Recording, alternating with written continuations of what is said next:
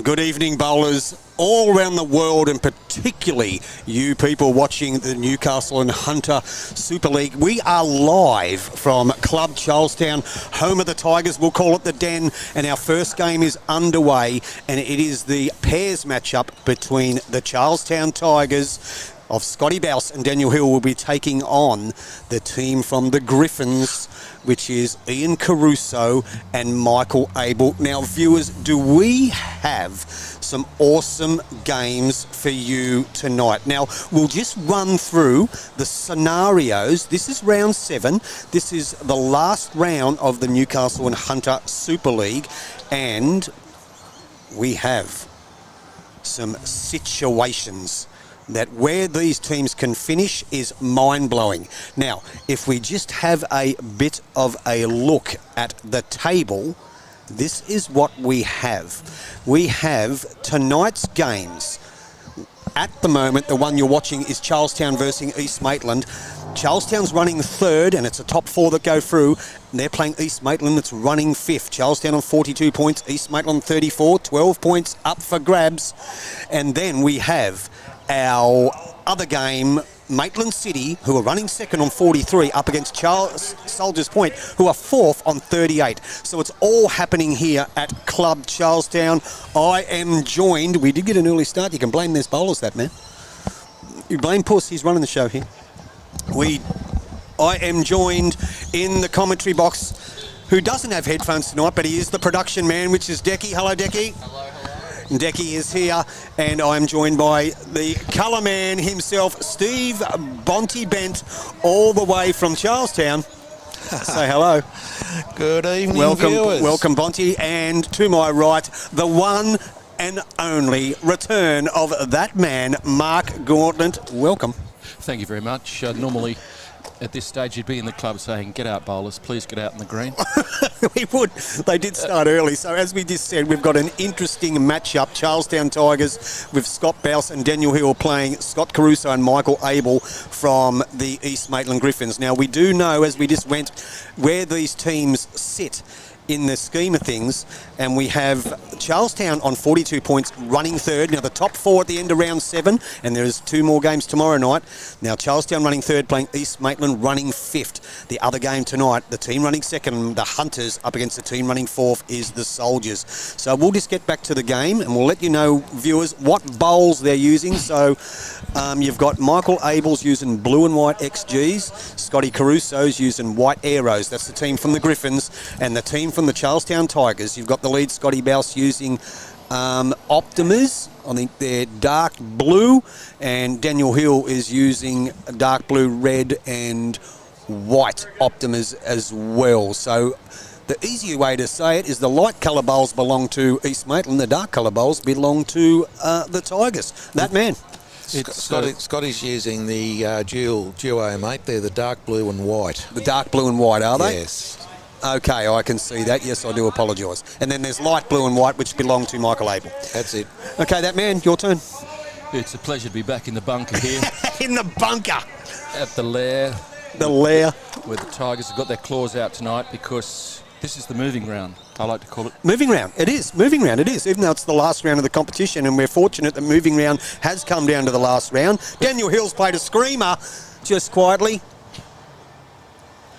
Overdue, I thought.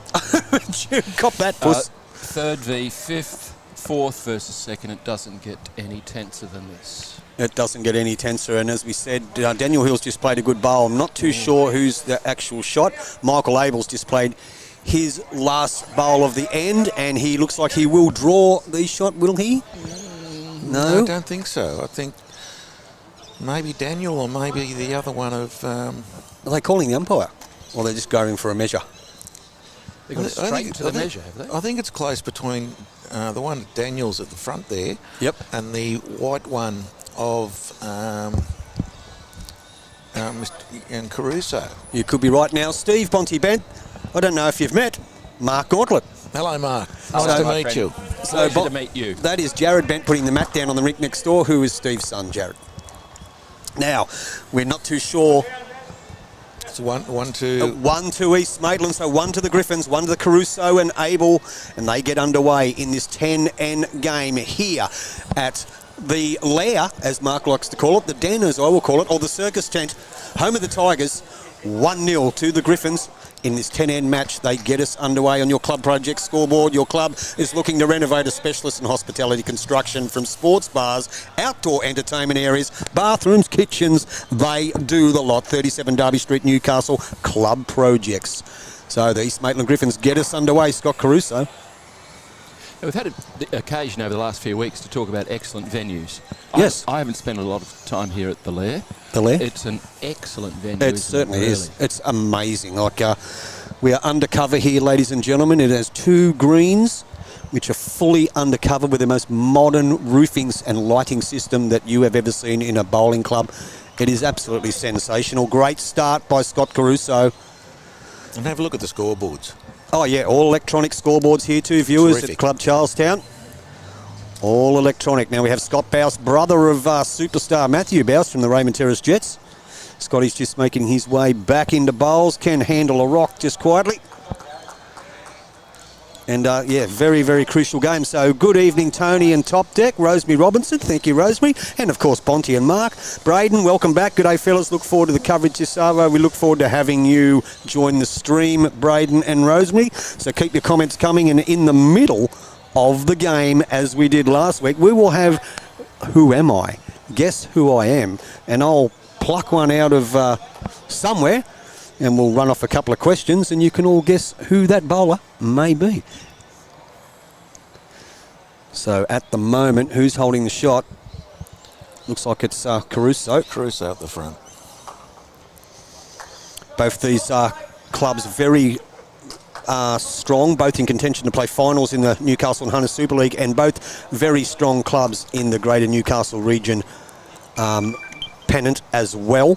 Terrific correction by Scott Bouse. Yeah, great bowl. He had a great line with his first. He's taken off that couple of feet. Slightly narrow, but he's got shot for his team. Caruso's third on the way down. So Scotty Caruso playing the ditch side. He's not a mile away here. And as you can see, Michael Abel's wearing the Bowls Australia approved thongs. We've really come a long way in the sport. Orphos.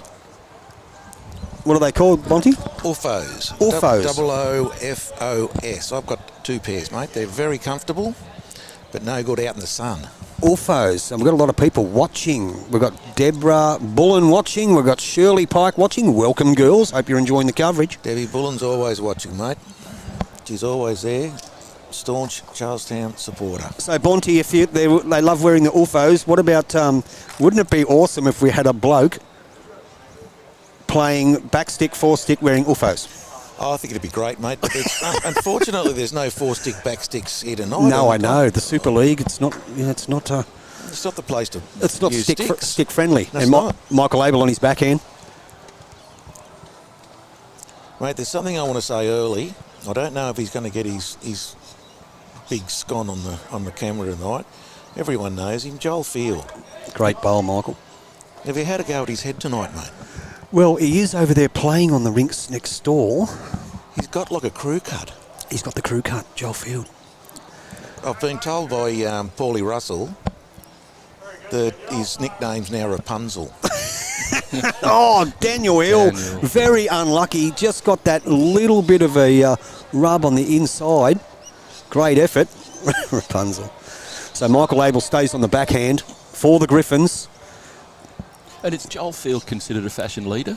No. Is that the way we're seeing it? I'm not too sure if he's a leader of anything. It's a great shot, Michael Abel. No, I don't think he's considered anything, is he? No, he's just considered Joel Field. Well, I consider him. He's a nuisance. But we are talking about him as we speak. He is the Ray Martin of lawn bowls. Great shot there by Michael Abel. Now, Daniel Hill. Joel Field takes the view that any publicity is good publicity. Yes, and yeah, why not? And loves it. And loves it. Now, Daniel Hill, ladies and gentlemen, down he comes for the Charlestown Tigers. Very close. A touch. Just snuck under. Scotty turns away. Remember, these are crucial games, crucial matches tonight in the scheme of things to finish in the top 4 to play finals in the inaugural Newcastle and Hunter Super League Next week, the top 4 will play off. Now, Michael Abel, after playing an absolute screamer, has probably just taken the foot off the pedal with that one. And Daniel Hill has 1 bowl.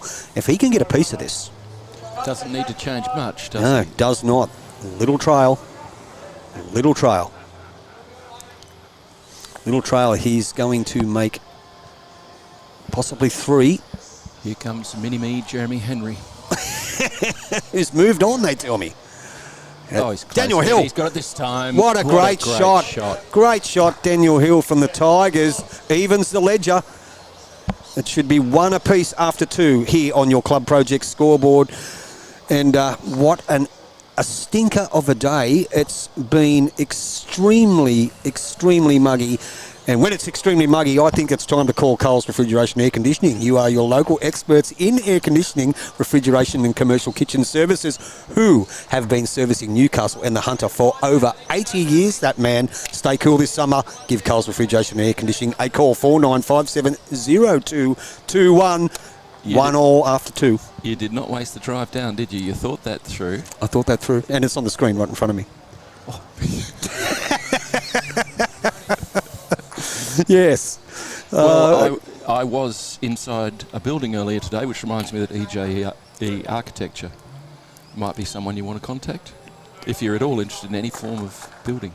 Oh, very much so. EJR award-winning design specialist, by the way, proven 45-year track record across all sectors. Very good, that man. I like it. Well done, well done. So we get us, Scotty Bowles gets us underway. 1-1 after 2 here on your Club Project scoreboard. I'm joined in the skybox with Steve Bonty-Bent, one of the best colourmans in the skybox at YouTube Live Sports. Decky, the work experience kid, who's just now Decky because he has graduated. And all the way from Waverley Bowling Club, Mark Gauntlet joining the team and looks sensational in his YouTube Sports shirt, just quietly. I've graduated also. You have graduated. So he's run the gauntlet to get here, mate, has he? Run the gauntlet. Yes, and there's a danger his opponent will throw down the gauntlet now, I think. Throw down the gauntlet. Decent start by the 2 leads. So it looks like Caruso's probably holding 1. Don't forget, viewers, we will have a bit of a guess who in the middle of the game. We've had massive numbers. Last Wednesday night at Beresfield, we were live from the Nest, home of the Magpies. Our viewing numbers were through the roof. So thank you, everyone. We really appreciate that. Subscribe to YouTube Live Sports. Thong's not a good look. Rexy Hawkins. David Corns is watching. Ty Turnbull. Glenny Windle from Tuncurry. Hello, mate. Watching from Auckland, New Zealand, Brian Chapman. I've got a couple of mates over there playing bowls. For Team USA, Charlie Herbert, Ann Nunes, Billy Brault, the husband of Ann over there. Ann's gone 5-0 in the Champion of Champions, trying to defend her title. A lady from the USA. Well done to Ann and Charlie. I think he's 4-3 or something like that, so he's still having in the mix. Anyway, back to the game. Scotty Bowles with 2 solid bowls to start. He can really consolidate here. Yes, and he's probably holding. He's definitely holding 1. Definitely holding 1. Not sure about the front one. Yep. It looks to be nothing wrong with that. Building a good head. Absolutely. So we have Scotty Caruso, Rex Hawkins, but legal. Lisa B has made it. And Warren Towney. Hello, Wazza. Very good evening, lads. Watching from a very muggy Dub Vegas. Jared Gorsuch, Ann and Charlie. They are Uffers. Yep, that's what they tell us, Ty. Bonty's told us that's what they're called, Uffers. Bonty, didn't you say you had 2 pair? Got 2 pair, mate, yeah. It's got 2 pair, I'm not surprised. Both black, so if I lose one, I can just get one from the other pair. Right. Do Puma make them? No, Uffos make it. I've just been an idiot anyway. It comes naturally. So at the moment, it looks like it's 1 in a measure to... we are from Tigerland. The Uffos, I could only wear them undercover because with my delicate skin, the top of my feet would I'm a get bit the burnt. same as you. That would be a real issue for Well, me. you know, it's quite common knowledge in the Scott family what happened to the top of my feet one day at the cricket in Tasmania. Ended up bloody hospital with 3rd-degree burns. That's a great bowl from Daniel. Great shot. The only thing he's going to regret is he's finished jack high. Might give young Michael Abel something to work with. So Brian Chapman says he had the pleasure watching Lee Schreiner. Can play that guy just quietly. Can play bowls. And we have just dropped off. So Daniel Hill on his forehand. Probably holding a couple, the Tigers. He's following it. He's I following really it. hope it's a good one, otherwise we'll have It's to call called, him out. it's called DCS. Don't chase something. And he's chased that something. So Michael Abel not mucking around. Down on his forehand. He's got a few chances, doesn't he? Sit the shot bowl, Yep. draw the shot cold, or Gonna crash. finish a good yard short. That was the other option. But he didn't chase that one. That was the other option. Anyway, so it looks like it's probably still 2. It may even be more than that. Is it just 2? They've given the indication. I haven't seen any indication yet. Could be 2. Could be 2. Probably 2. Don't think it's 3. So Josh Walker-Davis has made it quite clear. Griffs, I see you won an award at the Bowls Australia Awards last night. Well done, matey. Anyone who can get any type of award from their peers is obviously doing something right. And I hear, I've never met you, mate, but they tell me you're from Wynyard. That's where I used to live when I was a little boy. Good All my family came from Wynyard. Good shot, Puss. Another great bowl from Hilly. So, yes, spent a fair bit of time in Tassie, Wynyard and Devonport. Two bowls with good line so far from Michael Abel, but he's dropped a bit both short. times fallen short. Now Cut it a bit narrow too. Yeah, he's pulled the head off this one. So it's going to be interesting to see what happens. It could At be least 2, could be 3. 3, could be 4. They've taken 3 out already, the Tigers, and 3 at 1 each. 3 it is. That's 3. 3 to the Tigers, 3 to Bowson Hill. So that jumps them out to a 4-1 lead after 3 on your club project's scoreboard. I'll just point, a couple of weeks ago I began to tell a story about young Daniel Hill, and I think we were having some technical problems. No fault of Decky's. No, it wasn't Decky's fault at all. No, not at all. Not at all. When I first met Daniel Hill, he was still at school. He came to Mayfield West as a promising youngster.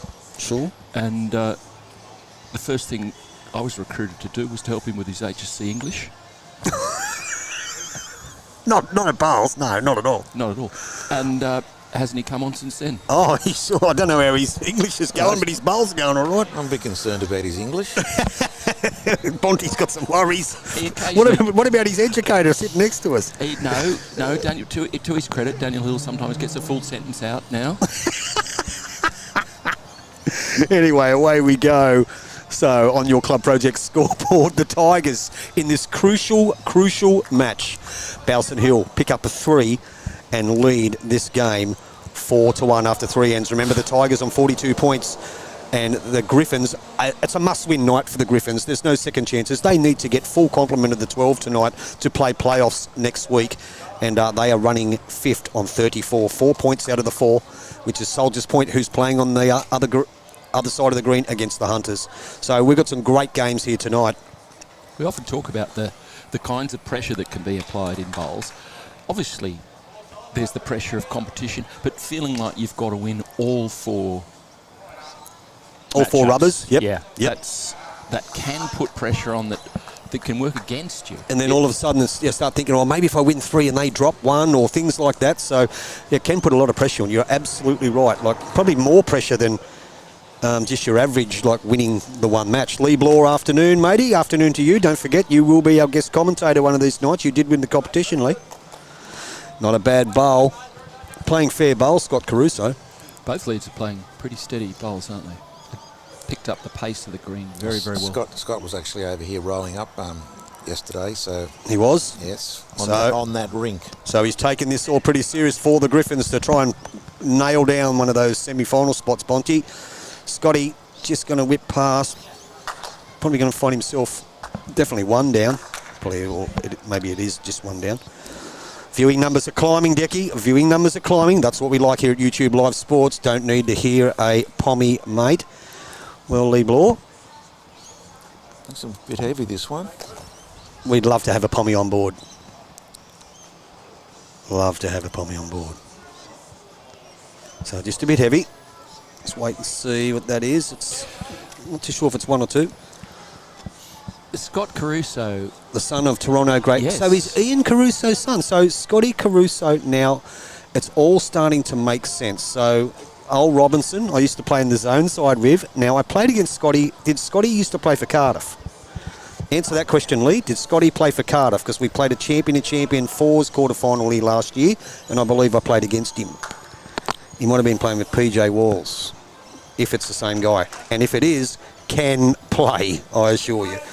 Now, Daniel Hill down on his backhand. Looks like he's played this pretty well. Oh, he's just going to get the dipsy doodle on the outside of the back one.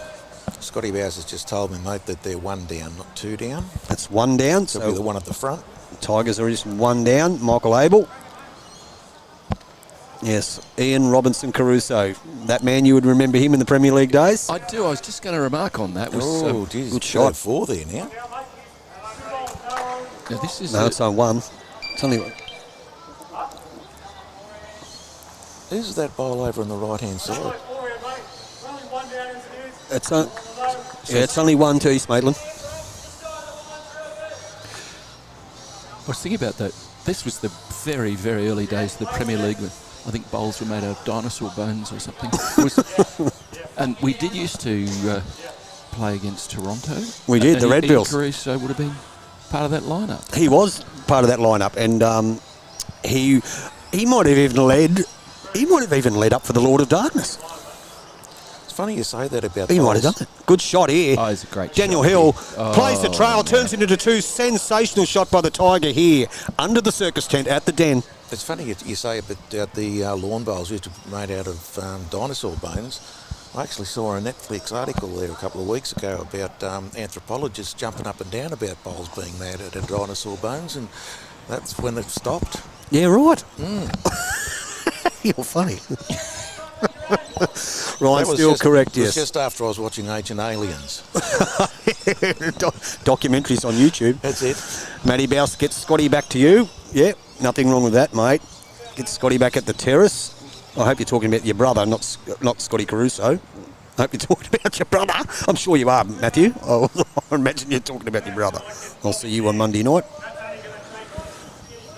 He loves the Charlestown carpet. The Red Bills closing down June next year. Jared Gorsuch, yet we did hear that. Daniel Hill on his forehand has drawn another. I reckon that's probably 3. Looks to be 3. Looks That's to be an 3, doesn't it? outstanding shot. That second bolt he played was such a It good was a shot. cracker. And, you know, the excellent control of weight. Well, we've got to remember too, I think a couple of ends ago, he played 2 bowls down on that forehand. One he just missed, and the other one he got a massive result.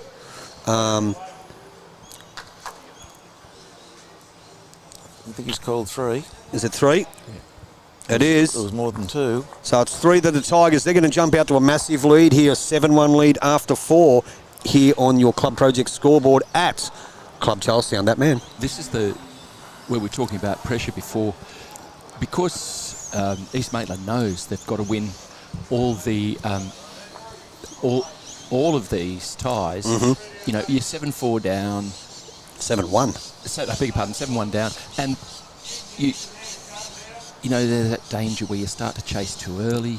And then what you're doing too is you're watching the rink next door in the triples game to see where they're at, see what shots they're playing. Yep, you've got all those different things going on. Hello, Shane Evans.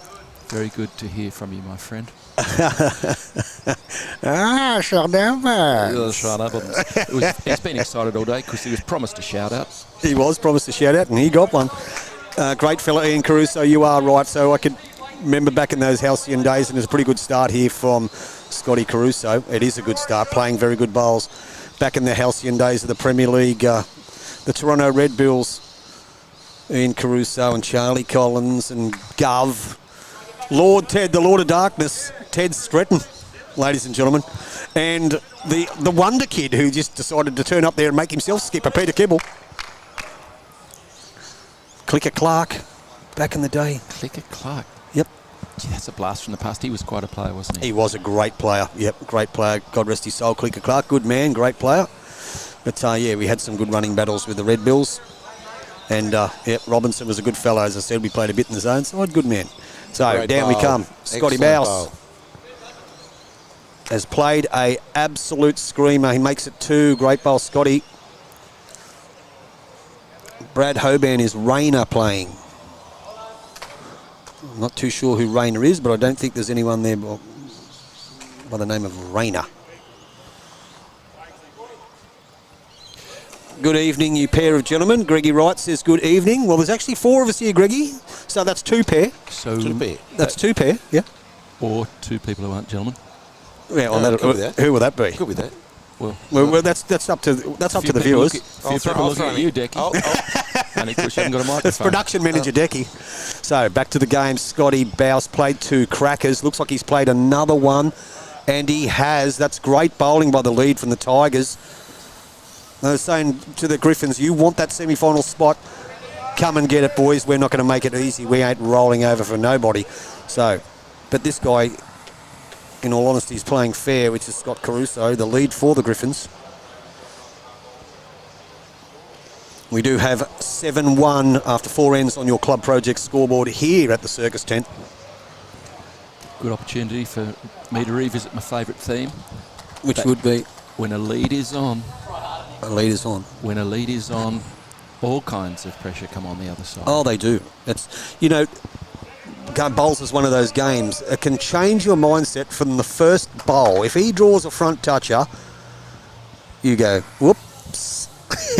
The pressure's on straight away from the front toucher. It changes the mindset of the athlete. There's no doubt about that. If it draws a back toucher, it's not so bad mentally because you can still see the jack. Now, Daniel Hill holding a few, tucks this around the corner. Now, he's probably made it better. He's made it tougher for Michael Abel to get to, holding 2, the Tigers. Michael Abel coming down on his backhand, playing a little bit of the sexy bender. Tries to get under the front pack, looking for a bit of the jack. Has he got enough to hold him up? Pretty good effort. That is a great shot.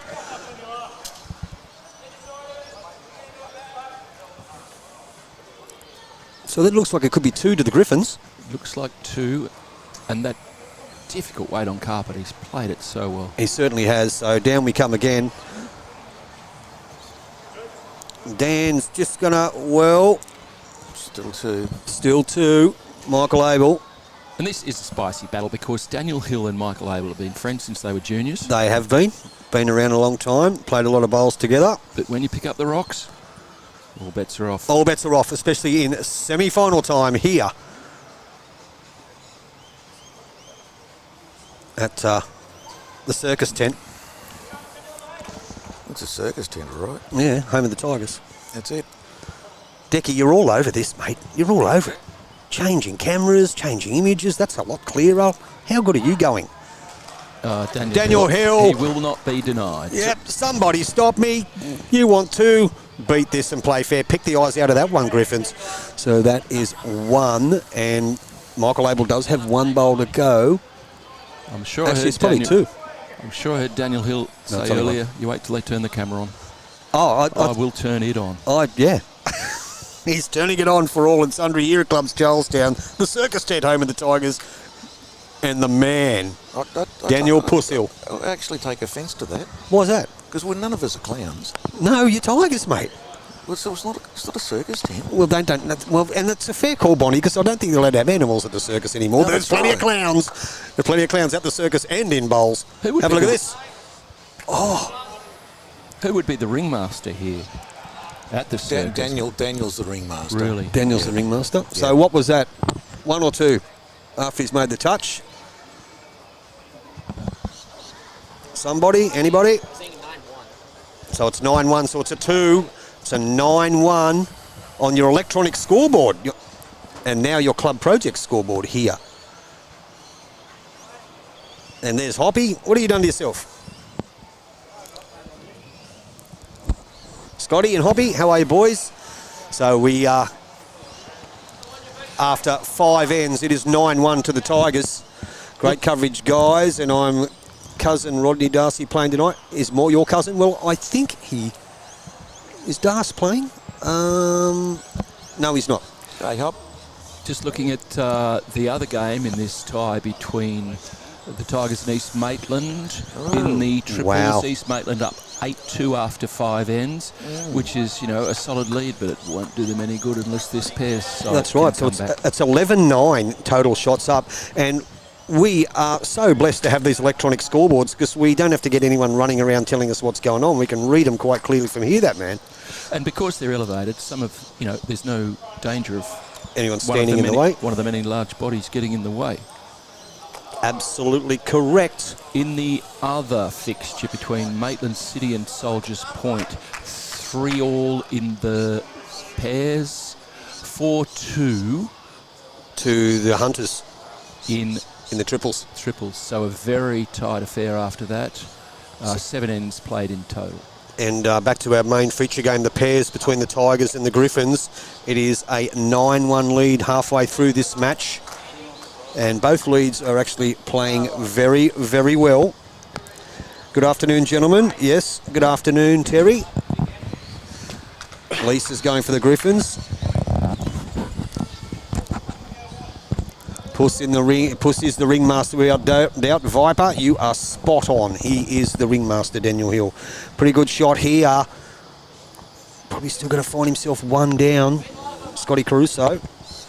Viewing numbers are fantastic. Ladies and gentlemen, keep it up.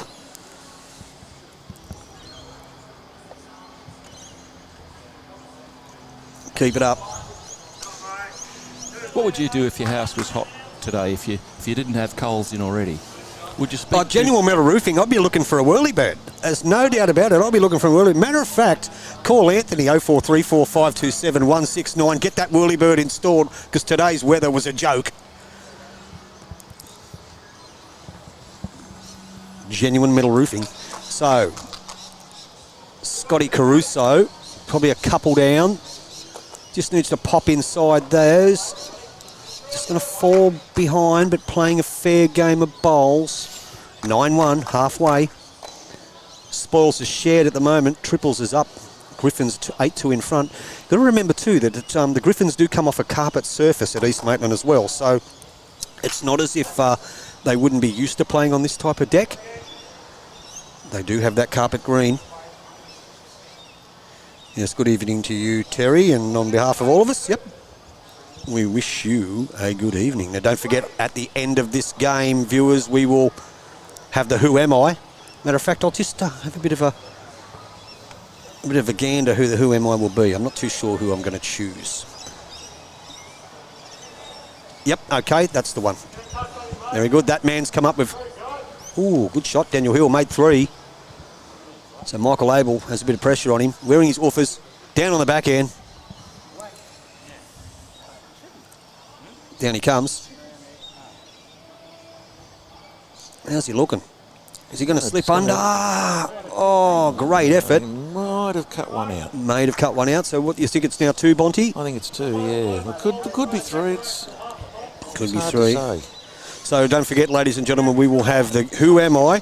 And as we said last week, Decky and I decided, we made the executive decision that whoever wins it comes on board and does a bit of commentary.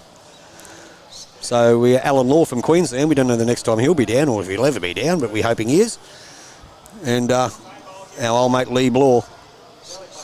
So it could be 2 to the Tigers. Michael Abel did play a fair bowl last time. On his backhand.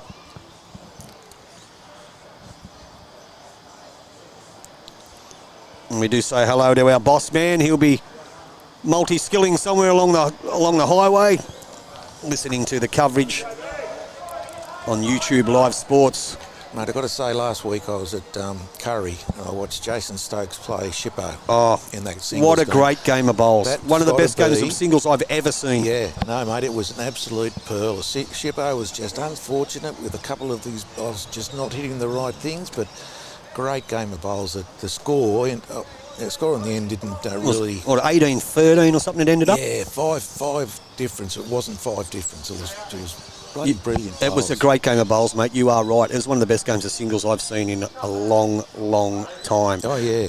Anyway, yeah. So back to the game here. Charlestown boys still holding 2. Crucial end here. Crucial end. And a crucial decision for Michael Abel here. He's played 2 bowls with slightly searching weight up on his backhand. Mm-hmm. Yeah, he's got a decision to make.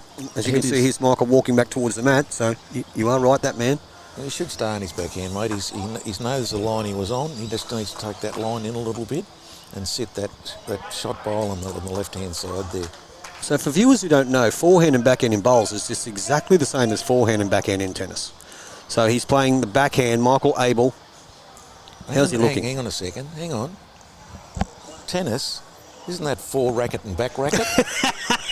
Only when you're commentating. No, he's got the shot out of that. He's played a very good shot. He has. Well played, Michael Abel. 1 down, so that's 1 to the Griffins. Keeps them in the game. Keeps their semi-final chances alive here at the circus tent.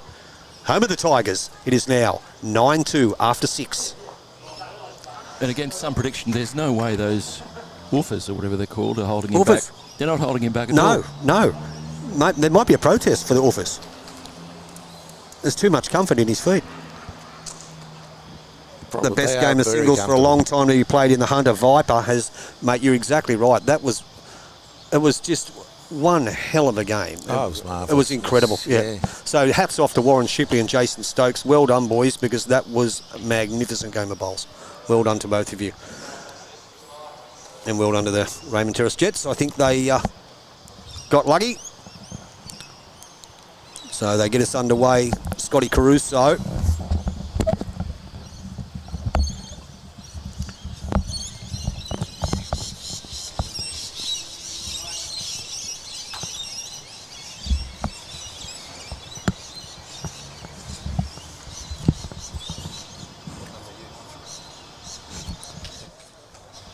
Now, the Griffins have changed the length slightly, but not by any huge amount. No, not by any huge amount at all.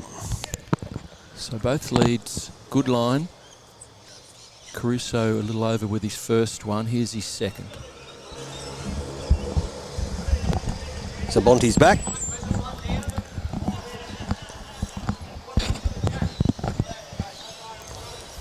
Down he comes. How's that one looking? Just dropped a bit short, wasn't he? Yes. Yes, so a another couple of good line. feet. Scotty Vouse on his forehand. There's both players looking for a couple of feet. That's all. Well, this is the loosest end we've seen from the leads, but they do come along these ends. Yep. They have played very, very, very well. Those viewer numbers are unreal. Keep it up, viewers. We are loving it. I hope you're enjoying the coverage here in round 7, the last round of the inaugural Newcastle and Hunter Super League, and our feature match, Game 1. The pairs match between the Charlestown Tigers, who are running 3rd, against the East Maitland Griffins, who are running 5th. A lot relies on the results of this match. Can the Tigers stay in the hunt? Can the Griffins take their place? What happens next door in the game with the Maitland City Hunters playing the Soldiers Point Soldiers, 2nd v 4th? Crucial outcomes in both these games here tonight at the Circus Tent, home of the Tigers, Club Charlestown. So that, as you said, that man, that is probably the loosest end they've had, and it looks like it is 1 to the Griffins. I just heard Scott Bowles as they crossed. He said, push the armchair riders over, mate. Oh, yeah. In other words, get your act together, old mate. Come on. Can't keep doing it for you. 9-2 Club Project scoreboard after 6. The Griffins remain in the match ever so slightly, but they're still there. Man with the offers, Michael Abel, on his backhand.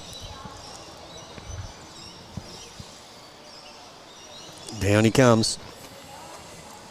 Chance if he gets around those 2 short ones to turn this into 2, and I believe he has. Great shot. He's starting to come into his own. Last couple of ends he's played some very, very good bowls. How good do those sponsors sign? They actually do look good, the sponsor signs, mate. They do look really, really good. I noticed that when we walked in, the home of the Tigers. There'll be some May West Steelers ones coming up very soon. Ooh. I think that the difference is we're not investing in making some purchases. Me and Steve Padilli are just going to make them ourselves on the printer. That's what we're doing. Now it's amazing what you can do with paper mache. Oh, yeah. Can you afford a printer? No, but the Bowling Club can. Well, Matthew, we can stay at Charlestown now, so... Now, that's 3 really good shots for the Griffins. 3 for the Griffins. Crucial time. Matty Bowles is giving his brother a hard time. Daniel Hill finds himself 3 down. His first one, he searched up on he was drawing on the forehand, went through a metre. This one doesn't look too bad, that man. He's in the area. He's just It's just going to crash. Geez, there's a few down. You want to get one around there? He's 3 down at the moment, 3 to the Griffins, as at 9-2 on 6. They can hold on if it was a live scoreboard and they pick up the 3, it'll be 9-5 on 7. Keeps them in the hunt, keeps that little sniff for that semi-final position. Michael Abel comes down on his forehand. Well, he's chasing. The Uffers have come off the ground. Yeah. Only 3, according to Scott now. So it is 3. So Dan has 1 to play. I think Michael Abel's played all his 3. So Daniel Hill's question was about 1, if he kills it, and the kitty goes to the tee, what will be the result? So he's raking up through the front. Close. Close. Oh, what a great shot. Oh, he's got it. And he's got 1 out of that, has he? Who says the jack never goes forward? That is the work of a ringmaster. So what was it, boys? What was the result? 1. Well, we'll see on the electronic scoreboard. We will notice on the Club Project scoreboard. We'll update the Club Project scoreboard once Daniel, the ringmaster Hill, updates the club scoreboard. 10-2 on 7 to the Tigers. In this same tie between the Tigers and the Griffins, there's a bit of movement in the triples game. The Griffins now up 8-5 after 7. So the Tigers have got the claws out over there to make a bit of a comeback. So there's 6 ends to go and a 5-shot deficit between the 2 matches, but it is 2 points each. That is the telling factor. You would think the Griffins would need at least 3 rubbers. Anything less than 3 rubbers, they're basically 2 rubbers is not going to be enough. That'll give them an 8-4 if they win on margin, because margin only come into play if you've won 2 rubbers each. So they need to win the margin with that one. At the moment, they don't have that. They would have to win 3 rubbers to have any chance of playing finals, I would believe. So Scotty Bowles gets us underway. About a metre short. And his brother's already said if he doesn't lift his game, he can stay at Charlestown. The keg, Lee Schreiner, the keg is... Are you talking about puss? No way, the keg. You're doing yourself very well over there, mate. Everyone's proud of you, what you're doing, representing your club, your state, and your country. Bowl. That's a lovely Congratulations to you, Lee Schreiner. Everyone is riding every bowl with you, my friend. You're doing a fantastic job, Lee, and don't feel you have to stay up to watch this. Yep. We know what time it is over there. Yep, it'd be 8:39. 2 hours difference, daylight savings. I think. No, it is 8:39. Lee Schreiner, can you let me know if it's at 8:39 or if I just made a complete dick of myself, which I do quite often. Anyway, back to the game. We have 1-2 the Griffins. And Scotty Bowles has just slipped through with that one.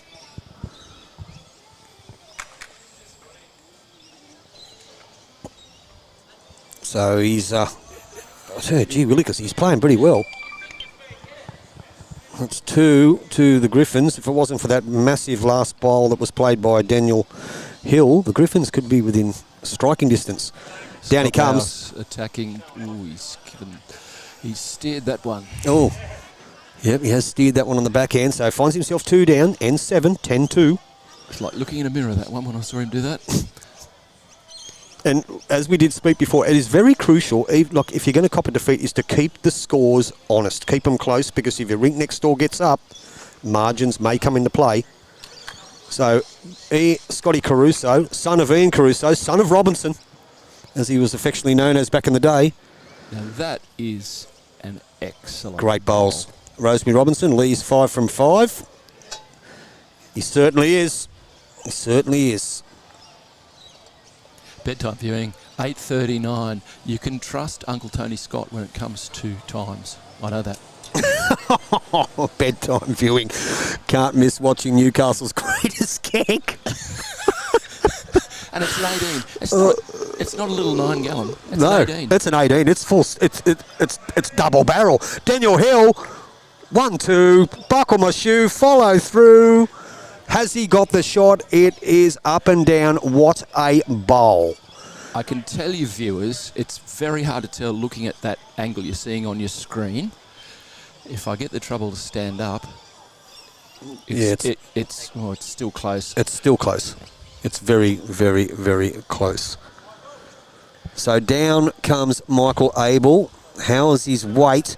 He's going to, unfortunately, now he is 1 down, but he wasn't much more he could do there. So it is 1-2 the Tigers here at the circus tent. Bonte's got the wanders. Now he's got the headphones back on. I saw someone a bit prettier than you, mate, so I thought I'd better go and say hello. Just making sure you're turning off the right one, and you are. Well done, Bonty. I'm back. You're back. I'm back. So, Daniel Hill, after playing a screamer. Yeah, real danger here of spearing the keg. Spearing the keg. Spearing the keg. Tapping the keg. What was that? Tapping the keg. Michael Abel on his Bondy, backhand. You've missed some commentary from across the ditch, Yep. which has identified Daniel Hill as the keg. The greatest keg in the game, Lee Schreiner reckons. Great. Wow, look at this. What a good bowl. He put his bowl there. Unfortunately, he's Put gone his bowl against there him. on purpose, you know. I reckon you're right, Bonnie. I reckon he read the game perfectly then, did Daniel Hill. The keg. The keg. The keg. You can't drop me much further, mate, so I can say what I like. So what are you playing, sixes? I or don't know, sevens? mate. It could be sevens. you Could be know. sevens. I don't know. So your club project scoreboard, we have 10-2 after 7 here at the tent. Daniel Hill's holding 1.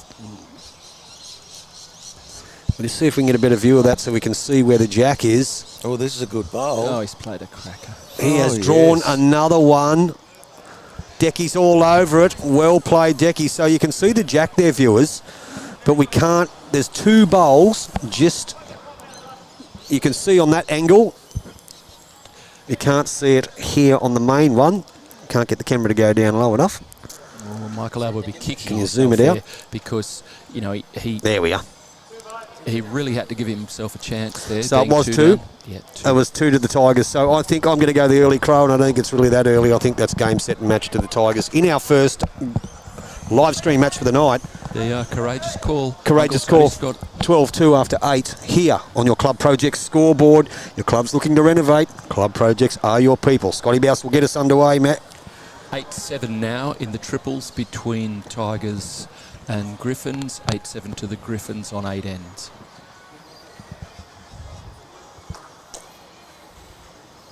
So yeah, there's up and back in our first match. And then our second game, our feature game in the second game will be the Soldiers Point Soldiers up against the Maitland City Hunters. And we're going to stream the fours game. We haven't done many fours games, but we will stream that one for you. And as we've already mentioned, both these games are crucial in the makeup of the top 4 for the inaugural semi-finals next week. Oh, that's not far off. I want to call Great that a starter. heartbreaker. That was a song. Dionne Warwick? Is that her? Dionne Warwick? Was that a song? Heartbreaker? She sang that, didn't she? Taking your word for it. He's taking my word for it, that man. Okay, so pretty good starter by Scotty. So we're doing the fours, mate, in the next game. We are doing the fours in the next game, Bonty. So Rapunzel's going to miss out on the... Rapunzel's missing out on the stream altogether tonight. Wow. Now, just ladies and gentlemen, we'll let you know is the completion of round 7 tomorrow. At Raymond Terrace, the Hangar, the Jets versus the Marlins, and the Magpies up against the Cannons. So that is at the Hangar. Then your first semi-final is next week. Well, all semi-finals are next week, where you've got 1 versus 4 and 2 versus 3. And we don't know the makeup of them as yet. It'll depend on results tonight and tomorrow. And they are at Beresfield Bowling Club on the 6th of December. I believe it's next Friday night. And then the final will be at the Nelson Bay Bowling Club on December 13. First and second will play off the winner of semi-final 1 versus the winner of semi-final 2. And there'll be the playoff for 3rd and 4th in your inaugural Newcastle and Hunter Super League. Back to the game. Club Project scoreboard 12-2 after 8. Doing some great work there, Decky. Great work. Looking very good in your YouTube Sports hat too, just quietly. Yeah. Do you think Decky's better when he doesn't speak? It's a lot better for the viewers. No, the viewers. He's got a bit of a. He's got a cold following. Actually, yeah, he has. When I got here tonight, and you came over and you were setting up with Decky, All we the could hear. first question I was asked is that Decky? It is. Is that Decky? And you know, screw you, Tony Scott. We couldn't give a stuff what you're talking about. We want to know who's Decky, where's Decky. And here he is in the flesh. Scott Caruso, very, very good. Great bowl. shooting. Never too far away, folks. Never too far away. He's all over it. He's all over it, doing some great work just quietly. So we have 10-2 after, 12-2 after 8. And our triples game now, the Griffins still have a lead after 8 in the game next door, but it's only a one-shot lead. So, interesting scenario. I think Matty Swan went to the same hairdresser that Rapunzel went to, mate. Yes, I can see that. Bring on Declan Scott out. Viper, I'm not too sure who you are. The only Viper I know is in the movie Top Gun. And if you do your history, Viper, the movie Top Gun was produced by the one and only, no other, Tony Scott. With this Viper, there is a sting in the tail. A real sting in the tail. Sting in the tail. Thank you, Viper. Love your work, old mate. And you can't fly planes. No, I've got no idea. I just like sitting on them. 4-round, Michael Abel just going to drop short. Still 1 to the Griffins. Daniel Hill with the round arm 4-hand. Down he comes. Now, he only got to get a touch out of that. He's going to get it. Oh. Now, boys, watch the screen, not the live stuff. Oh, sorry, mate. there's no room on the bench. I'm over here in the sticks. Bonty. Steve Bonty Bent, the colour man. Michael Abel on the forehand. Down he comes. Just going to drop short. We need that 7-second erring, Bonty. Yeah, that drops short, mate, that last one. Yeah. Good on you. Oh, dear. Just want to come back to something that Bonty was raising about the job lot that some people got for haircuts today. Matthew Swan, Joel Field appeared to have gone to the same place and said, "Put that bowl on my head." And I think it was in the change room because there was I think there was a set of Remingtons plugged into the PowerPoint in the change room. Yeah. So they've made the pack. Let's go and shave our heads for a good cause. And they liked it so much they bought the company. They did. Remington. I like it. You've got to be a certain age. You have to. Yeah, you've got to know your ads. Yeah, mate. Remington's just on the phone. They're complaining about you putting him with Joel Field as a representative. No, we didn't. We met Jared Bent because he's got a better haircut. Yeah, it is. He's a better fella. He's just had a baby, mate. You know, he had a baby. I did see that. Yeah, congratulations to Jared for becoming a dad. Well done to you, matey. And you becoming a poppy, Bonty. A poppy again. Yeah. Poppy again. The best part about this is, mate, it's the first bent that's the only bent left in the tree. So Viper says it looks like an Isuzu truck, not so squeezy on that bench. So now we do realise, Viper, you must be here somewhere. Viper is. Oh, it's fun. Love it. Hand up, Viper. Come on. Anyway, we are at 12-3 after 9. After a bit of a running shot there that didn't quite pay off. So Scotty Caruso will get us underway on the last end. 12-3 after 9 on your club project scoreboard in our first featured match for the evening. Viewing numbers are sensational. We will have our guessing competition very, very shortly, viewers. Very, very shortly. You'll see if you can...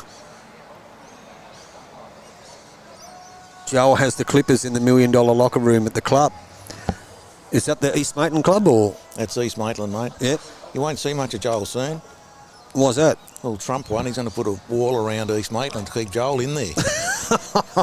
At the request of a lot of bowlers over here in Newcastle. Oh, dear. We don't want to talk politics anyway. Scotty Bowles on his backhand.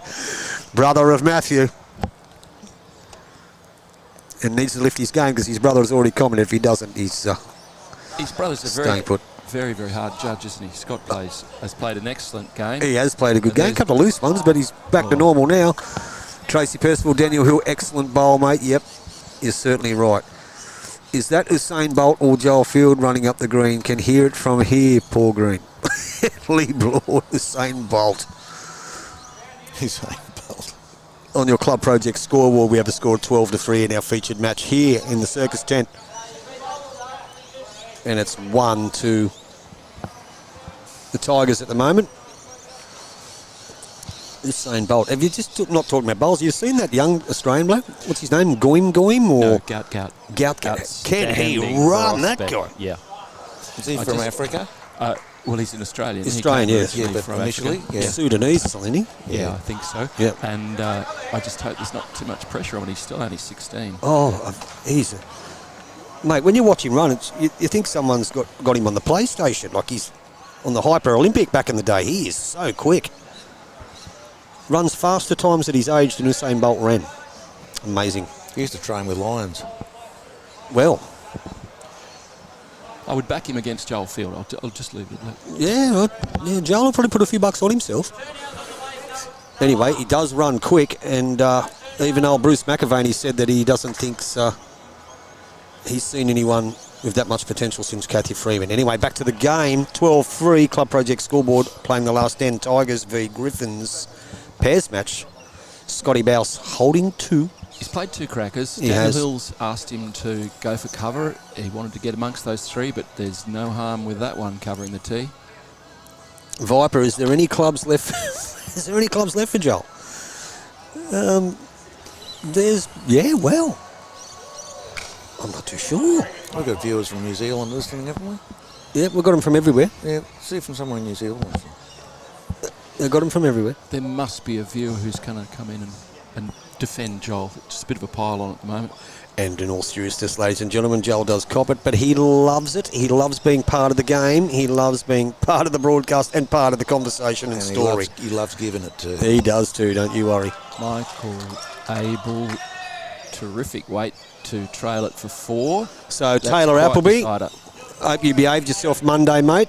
I always like giving you a lecture. You're a good egg. So the scores in the other games. So you've got 8 all in the triples, and Soldiers versus City is 6 all in the pairs, and Maitland City have a 13-3 lead in the triples, which is massive in the scheme of things. Yes, Viper, May West. Well, aren't you funny? And had a beer with him last week, and I copped. Oh, no. Looks like a good shot. bowl, this. Great shot by Michael. Well Abel. played.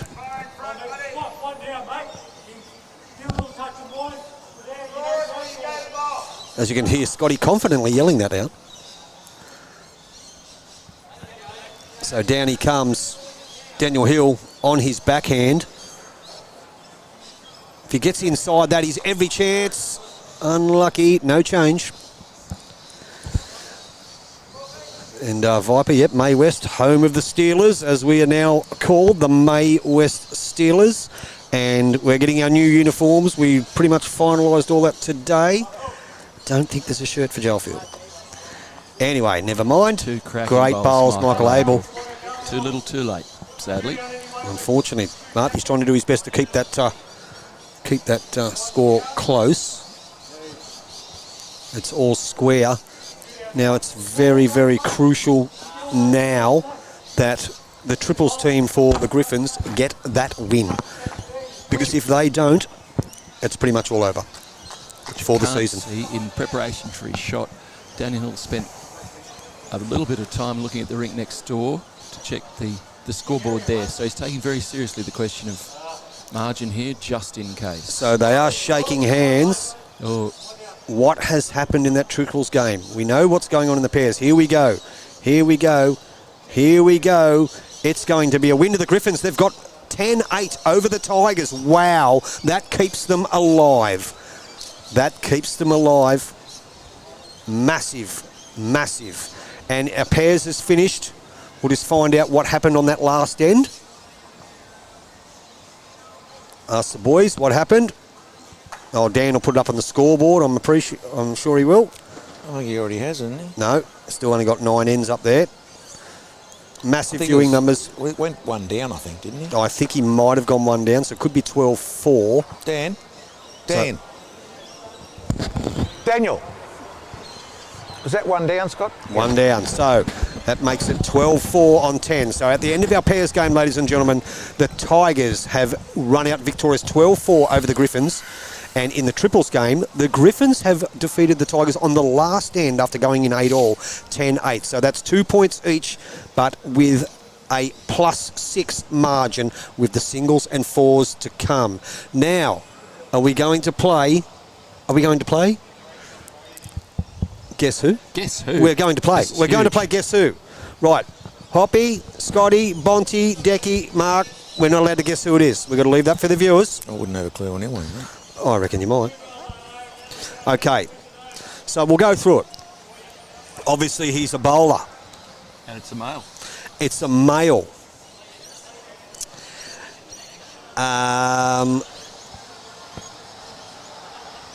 We'll find something that's not so obvious to start off. He's won 9 medals at Asia Pacific's Bowls Championships, including 6 golds. We'll leave it at that. He's played for Australia, but he's coached another country. Ooh, leave it there. There's your 2. There's your 2. Yep. There's your 2.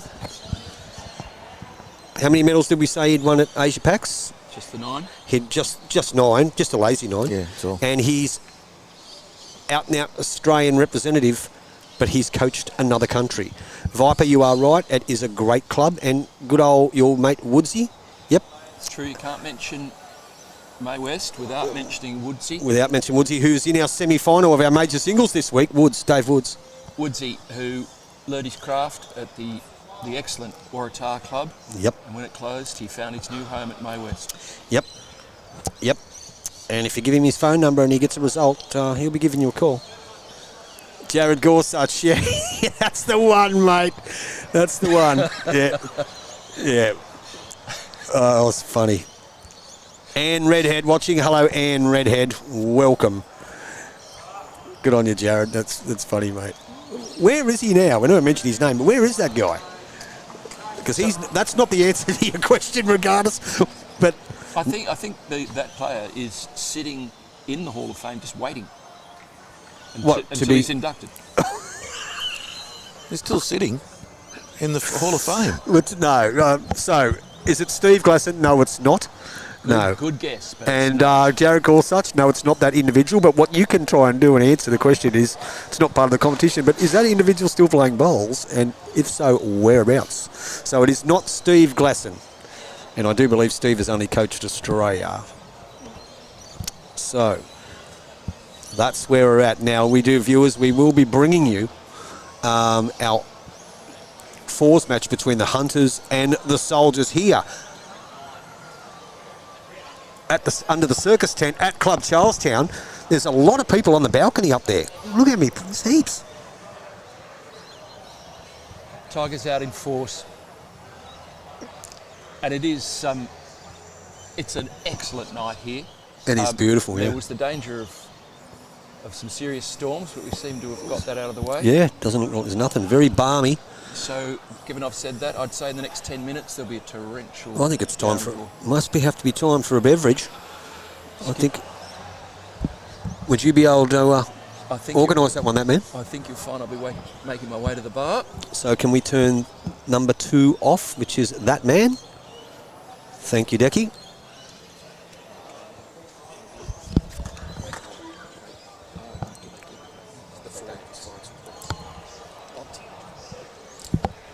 Okay, so who else we got?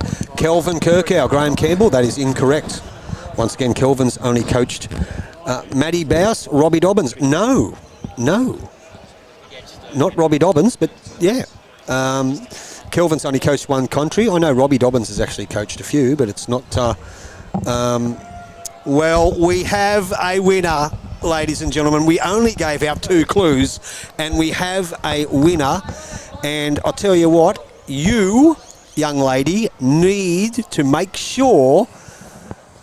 Tanya and Russ, I apologise, someone got in before you, but you are both correct. The winner, Jennifer Symes, you are the victor, and just because you answered that question, you are now going to have to come on the commentary, and if you don't, I'll get Rambo on. So here's the deal, Jen. It's got to be you or both of you. That's how it going to work. Jennifer Symes, Rex Johnson, now at Tuncurry is correct. Rexy Johnson. Now, let's just read some of Rexy's stats, will we? His stats are this. World Outdoor Championships, a bronze medal in the pairs in 1996 and a bronze medal in the fours in 1996 in Adelaide. a silver medal 2000 in Johannesburg in the triples. Commonwealth Games, a gold in the pairs 1994 in Canada, silver in Kuala Lumpur in the fours, and Asia Pacific's a gold in the triples in Suva 89, a gold in the fours in Suva 89, a silver in Dunedin in the pairs, New Zealand 95, and a bronze in the fours, a silver in Warilla 97, a gold triples Kuala Lumpur, a gold fours Kuala Lumpur, a gold 2001 Melbourne in the triples, and a gold 2001 Melbourne in the fours. One hell of a resume. The one and only Rexy Paddles Johnson, who has entered into the Bowls Australia Sporting Hall of Fame as well as one of only 3 legends of the sport. So Rex Johnson, he's the man. Jen, I'm glad you think it's funny, but it's got to be happening. Otherwise I'm going to hound Rambo because I know now where yous live. Ian Matty Bouse, unfortunately it wasn't Ian Schuback, was on the phone to Rexy after lunch. Clay Parker was actually talking to Rexy. We can tell him he got a bit of a mention here at YouTube Live Sports. He was our Guess Who on round 7 of the Newcastle and Hunter Super League, live from Club Charlestown under the circus tent, and our game was won by the Tigers.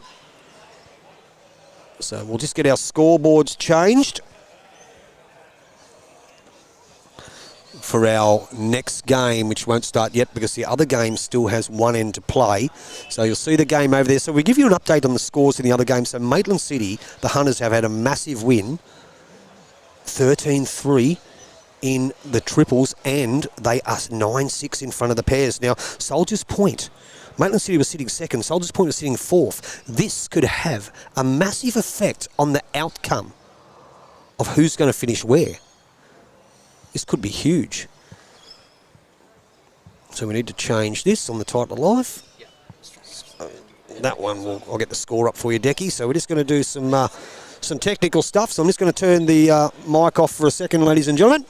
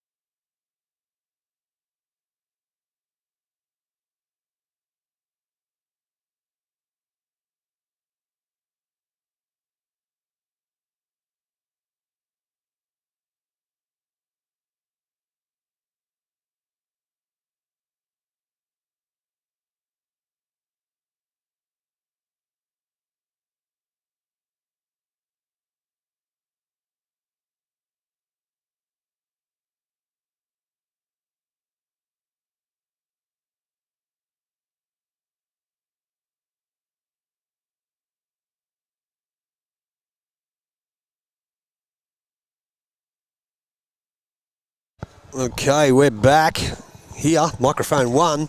Just got those scoreboard italics organised. So our next feature match will be the game of fours between the Maitland City Hunters and the Soldiers Point Soldiers. Now, let's just have a bit of a sticky beak because it looks like to me that the Hunters have won both rubbers.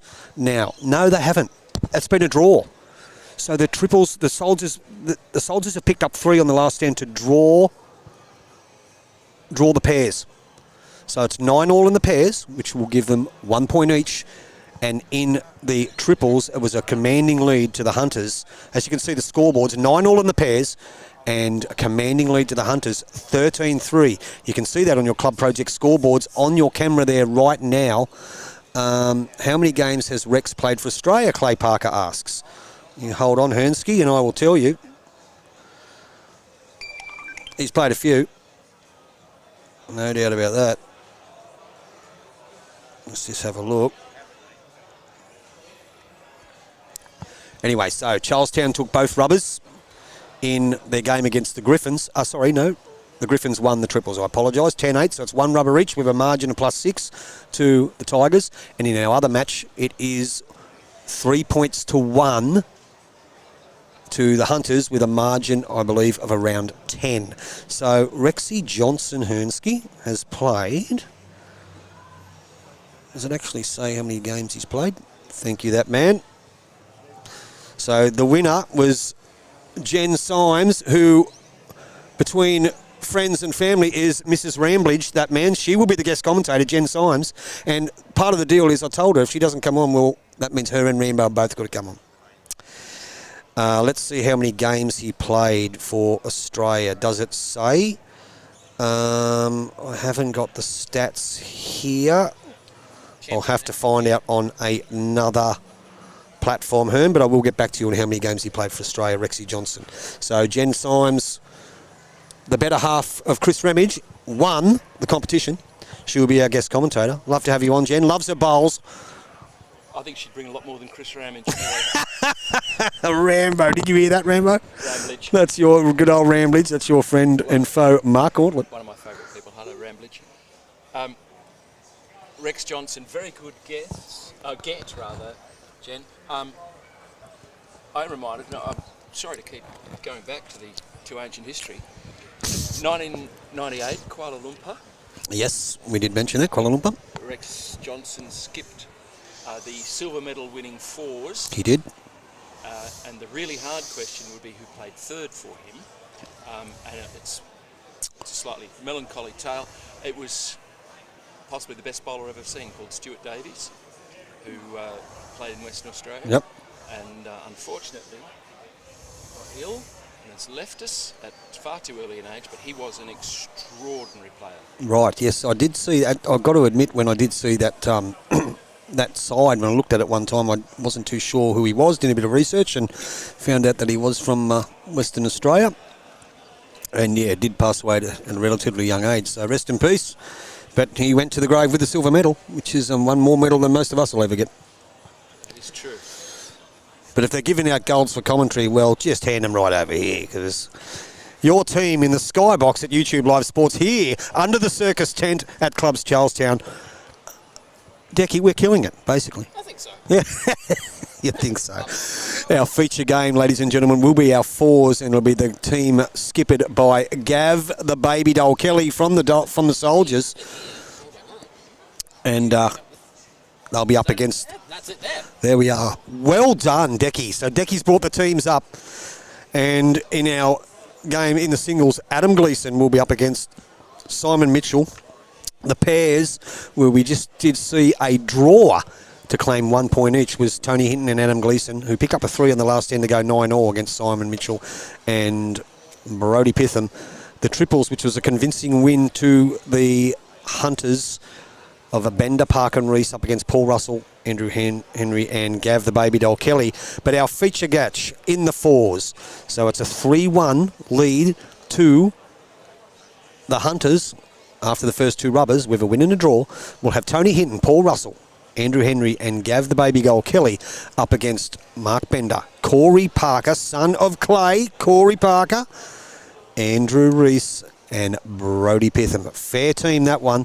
And this should be a very, very, very good game. Now the players are making their way out to the green as we speak, that man. You speak of the excellence of your commentary team. And the fact is, when we say something, it will happen. I've just been in to get a refreshment for the commentary team here and Declan. And who should be approaching the bar? David Woods. Woodsy. Oh, he's here? Yeah. Oh. And obviously he's won a few games lately, so he needs to be out and about letting people know about that. Well, my biggest question is, how did he get here? How did he get here? Woodsy, how did you get here? He's conned someone for a ride. Anyway, Dave, if you're here, as a matter of fact, there he is. I can see him on the balcony. On the balcony. Let's just zoom in on this gentleman. Right behind the guy in the black. Zoom in on the guy. Right in there, Decky. Zoom in. Keep going. The blue and yellow shirt. Just that. Well, that's pretty there much, he is. That's all of him, really. That's it. That's all of him. Yeah. Well, he's hidden behind that guy's arm. But that is, ladies and gentlemen, the one and only Dave Arnie Woods is in the house. There he is. There's a piece. Oh, he's giving us a wave. He's giving us a wave. Dave Arnie Woods. There he is. And he's in the semi-final of the major singles this week. Go Boris. Anyway, our players are just about to get ready here for our second game of round 7 of Clay Parker. Oh. Hello, Hearn. A second game of round 7, the last round in the inaugural Newcastle and Hunter Super League. And in all seriousness, what a good competition it's been. The 5-a-side format, the 4 games in a night played in abbreviated versions with less ends. It has been fantastic. All the games that we've streamed and the games that I've watched have been unreal. It's been very well received by the players. The conduct of the players and the clubs has been second to none. The people in the commentary box, well, how can I say anything bad about them, Decky? So you better not. They might get mad. They might get mad. And we've had many special guests over the course of the 7-round season. Decky just sound like Dickie Nee then. Dickie Nee. Do you actually know who Dickie Nee is? Mr. Summers. Hello, Mr. Dickie Nee's a famous TV character where you've never seen his face. Never ever seen his He face. used to pop up with his back to the camera all the time. We've just got away from supermarker Shane Soper. Is he, I was going to say he's only marking. What's he done? Is he... Well, he's had his knee done. He said it's going to turn his game around. And I said, Oh. probably have the other one done as well. I mate. thought he was in the running to audition for the part of the $6 Million Man movie. It's on the same No. ring. It's on the same line. Same rink, yep. Yeah. Sure I wasn't missing something. Looking forward again to seeing Tony Hinton go round. Has been a form player. Been the form player, really. Yeah, he Up has. front, He's had a good run. setting up, particularly in the force, setting things up. So the last game that we streamed when we were at Soldiers Point that he played excellent. And then we know that he was runner-up in the Matara singles to Daniel Hill. And both players plying their trade here tonight. We just seen Daniel Hill play a fairly good game of lawn bowls. So they're underway in the singles game between the Point and Maitland City. That's not the game we're covering, but you can see them across the green there. Adam Gleeson versus Simon Mitchell. The fours game is only seconds away. Let's borrow that for a sec, that man. So if we just have a quick look at the live scoreboard, Raymond Terrace obviously on 44 points and don't play again till tomorrow. Maitland City, after picking up 3 with a win and a draw, would move to 46. So they would be leaders on the live scoreboard. Charlestown would move to 44. And Soldiers Point would be 39. East Maitland would still be 36. So the top 4 hasn't changed, just in the order. But remembering that one of those clubs, Raymond Terrace, don't play until tomorrow night. So East Maitland has it all to play for in this game. So we'll be bringing you the match between the Hunters and the Soldiers. And our team for the Soldiers Point Soldiers, Tony Hinton will lead, Paul Russell, Andrew Henry, and Gav the Baby Doll Kelly. They're right in front of us. Well up done, against Mark Bender. You're all over it, Decky. You are the production man. We'll get it back up, Decky. You are the Tony Chalmers of YouTube Live Sports. And they're up against Mark Bender, Corey Parker, Andrew Reese, and Brodie Pitham. Our reserves for the night are M. Cronin and D. Taylor. Okay, we're just about to get this game underway. And viewers, just be assured, we will be keeping you up to date with scores in the Tigers versus Griffins match. We certainly will.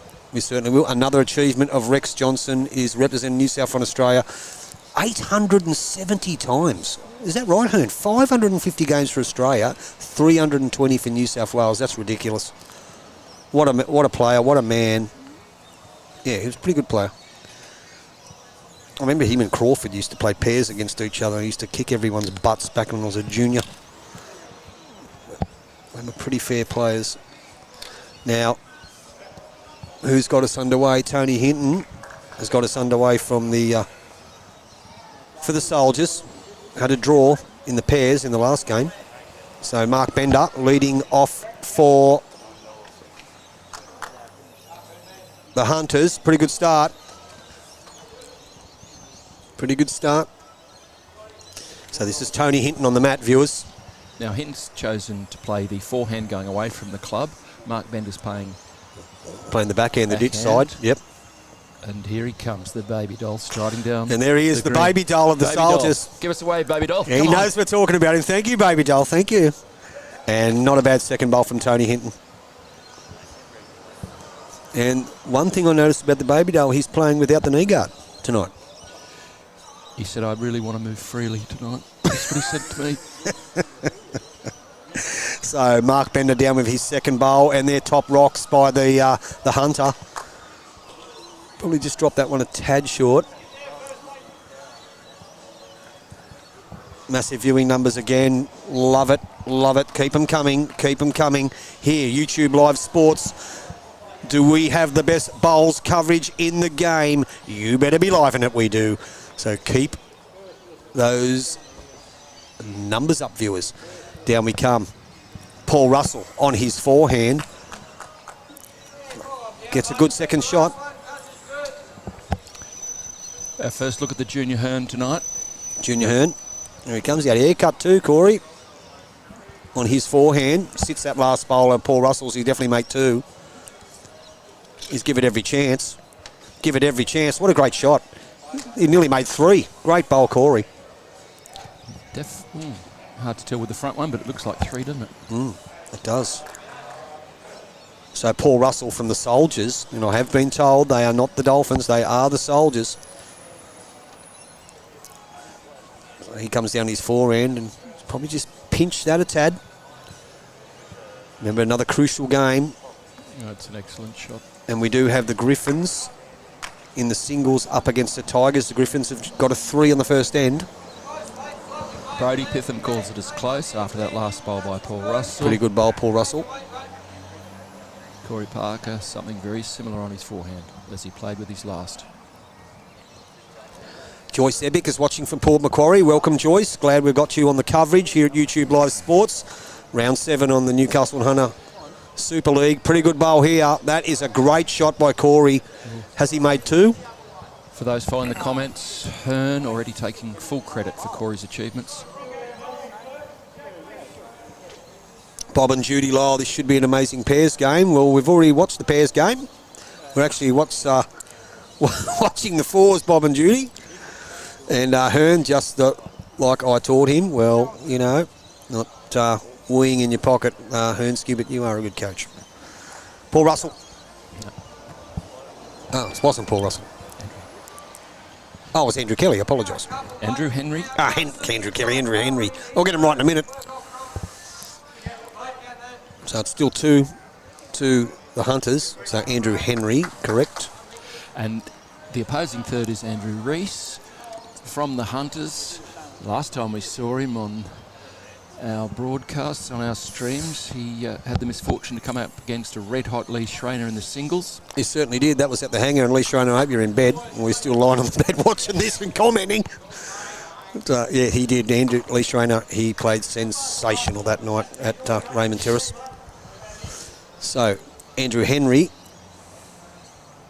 Speaking of Henrys, Jeremy Henry's left Warilla, as you know.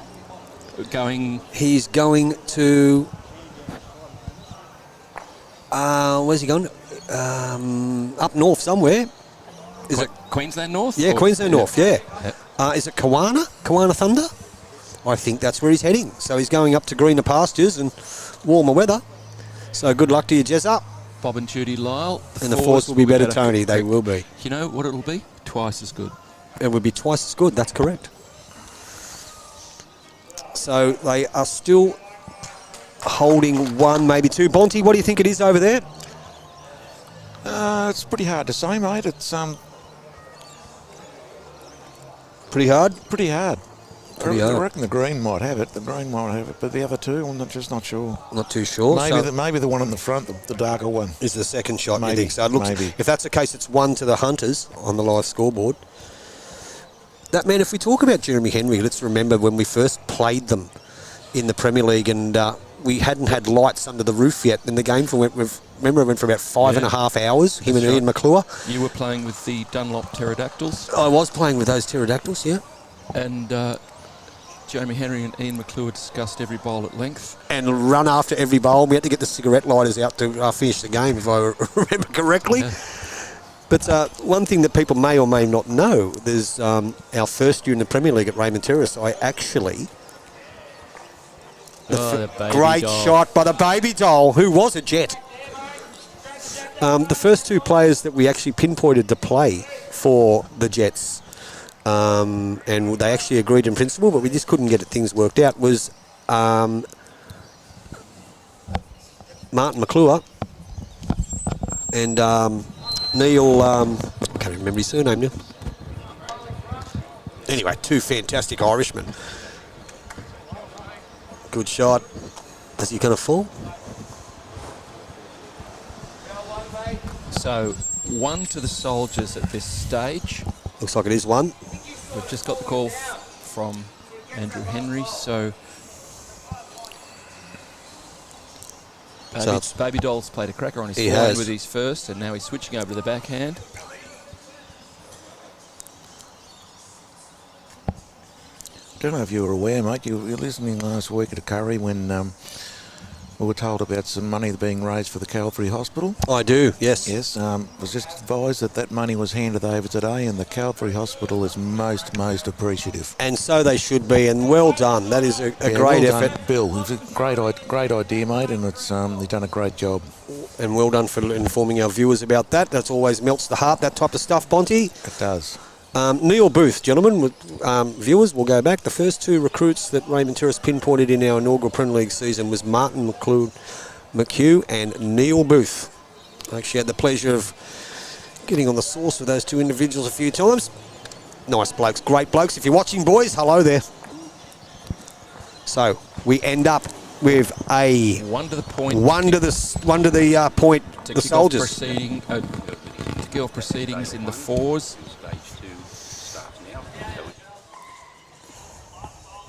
Tony Hinton to roll the kitty. Yep.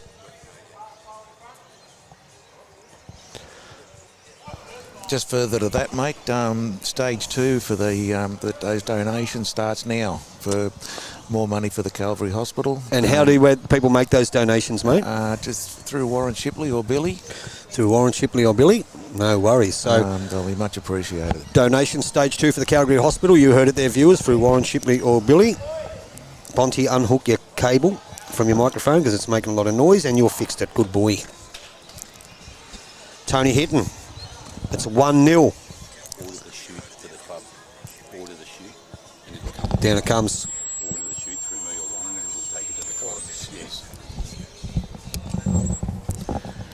And if you wanted to order a shirt for that cause, just through Warren Shipley or through the club here, Billy's at Charlestown. Okie dokie. So that's Tony Hinton's got off to a good start. What is he, probably 2 foot behind? 2 foot behind. Mark Bender. Right on the line, Mark Bender, excellent line, just out of the count. Tony Hinton with his second. This is one that you don't want to try and change too much. Now, ladies and gentlemen, we do apologise if you hear all the taking off of headphones and that. We're getting people coming and telling us stuff to mention online, and obviously it's a bit echoey under here, so we do try and mute it, but we're doing our best. Nevertheless, you can hear the dulcet tones of Mark Gauntlet. Hello. And good old Bonty, the colour man. Hasn't got much to say. No, mate, I'm just admiring Admiring. the setting. Do I look that good? No, not admiring you, my friend. I'm just admiring the setting here. That's a bonus. Well, we've had plenty of people mention the sponsor signs all around the place. It does actually look pretty good. Mark Bender, excellent Good shot, second Mark bowl. Bender. 2 good bowls to kick off. He's holding shot. He might be 15 inches behind. He's been around a long time too, Mark Bender. So Paulie Russell on his forehand. Down he comes.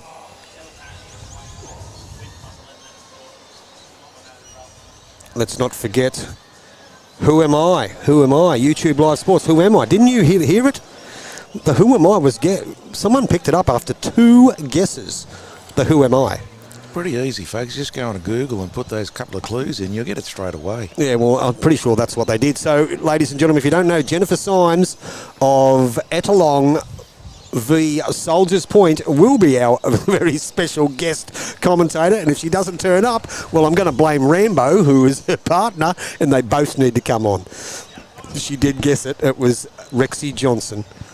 So we've got, excuse me, a 1-0 lead to Gav Kelly, the baby doll from Soldiers Point, over Brodie Pitham from the Hunters after one end. Paul Russell changing hands for his second bowl. He's holding shot, I think, with a bowl 12, Tony 14 inches in front. With his bowl. So he's just got to touch it to make sure of it. Viewing numbers are sensational here. He's played a cracker. Great shot, Paul Russell. That is a great bowl. Well played. Well played. Applause all round from his fellow soldiers. Corey Parker on the mat. Finds himself down.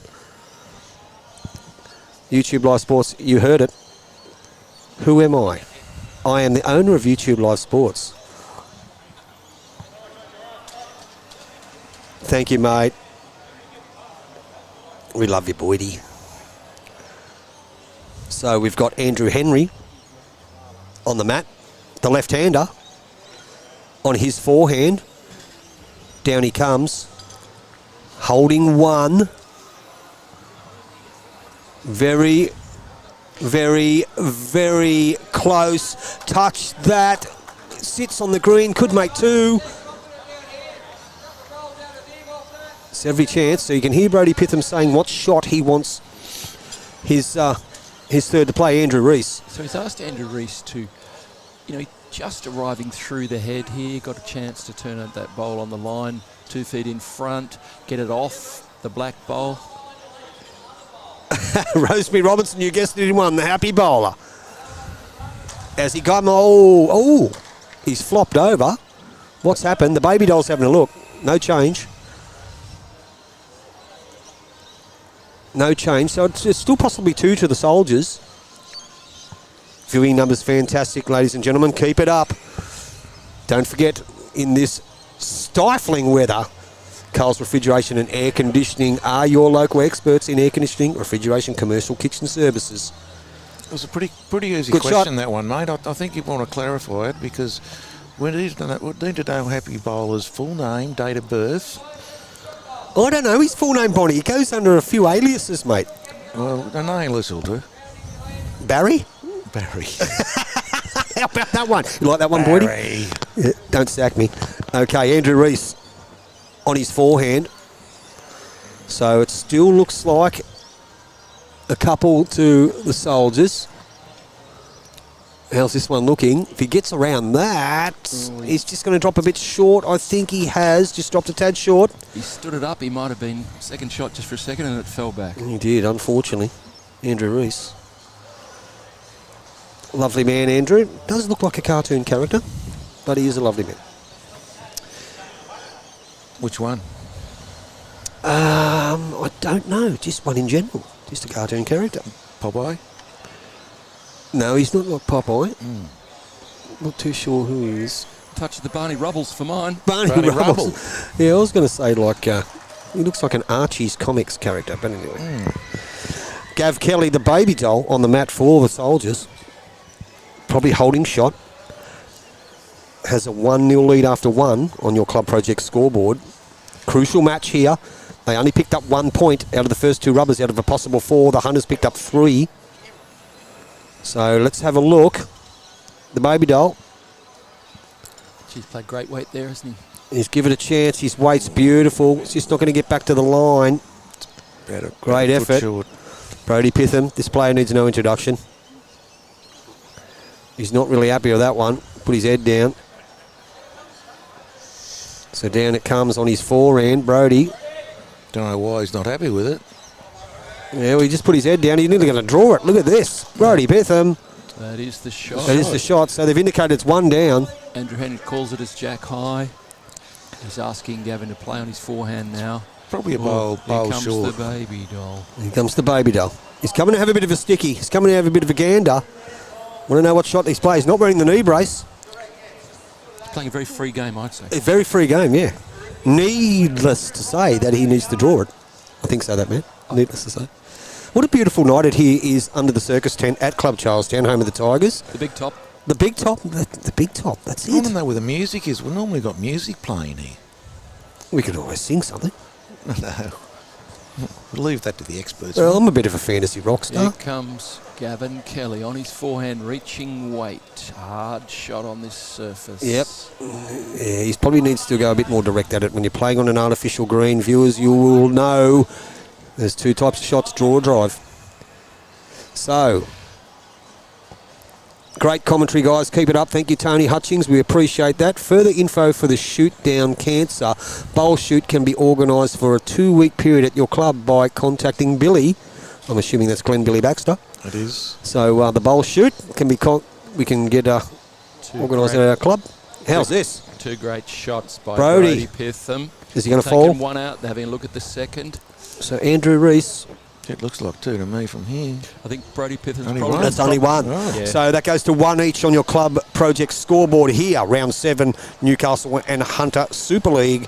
In our second feature match, our fours. Brody Pitham's real problem there was he liked the second one, so it was never going to count. No. He didn't like the first one. And He didn't. Shot. He's done a really good job. Shane Evans, just whack it, Shane Evans. Yeah, that's you right. That's what the baby doll should have done, Shane Evans, just whacked it. Never mind. Saying, mate, he's done a great job, Billy Baxter, Glenn Billy Baxter, organising that money. It's not a huge total at this stage, but it's got certainly got the prospect of going bigger. Well, and More it through- gets out. Through events like this, Yeah. we can inform people, build on that total. Yep, exactly. So bowlers get behind what is an outstandingly good cause. We Great. probably need to get some details off him of where people can donate to, rather than buying shirts. Let's make sure we do that tonight before we finish. We'll get details as to how you can donate. I'm going to go and see him now, mate, and get those details. Thank you, Bonty. We'll turn your microphone off. Now that's an excellent start by Mark Bender. Here comes Tony Hinton persisting on his forehand. Very, very good effort. Mark Bender still holding one. Yeah, so he's leading pretty well, isn't he, Mark Bender? Leading very well. He switched over to his forehand now. Yep.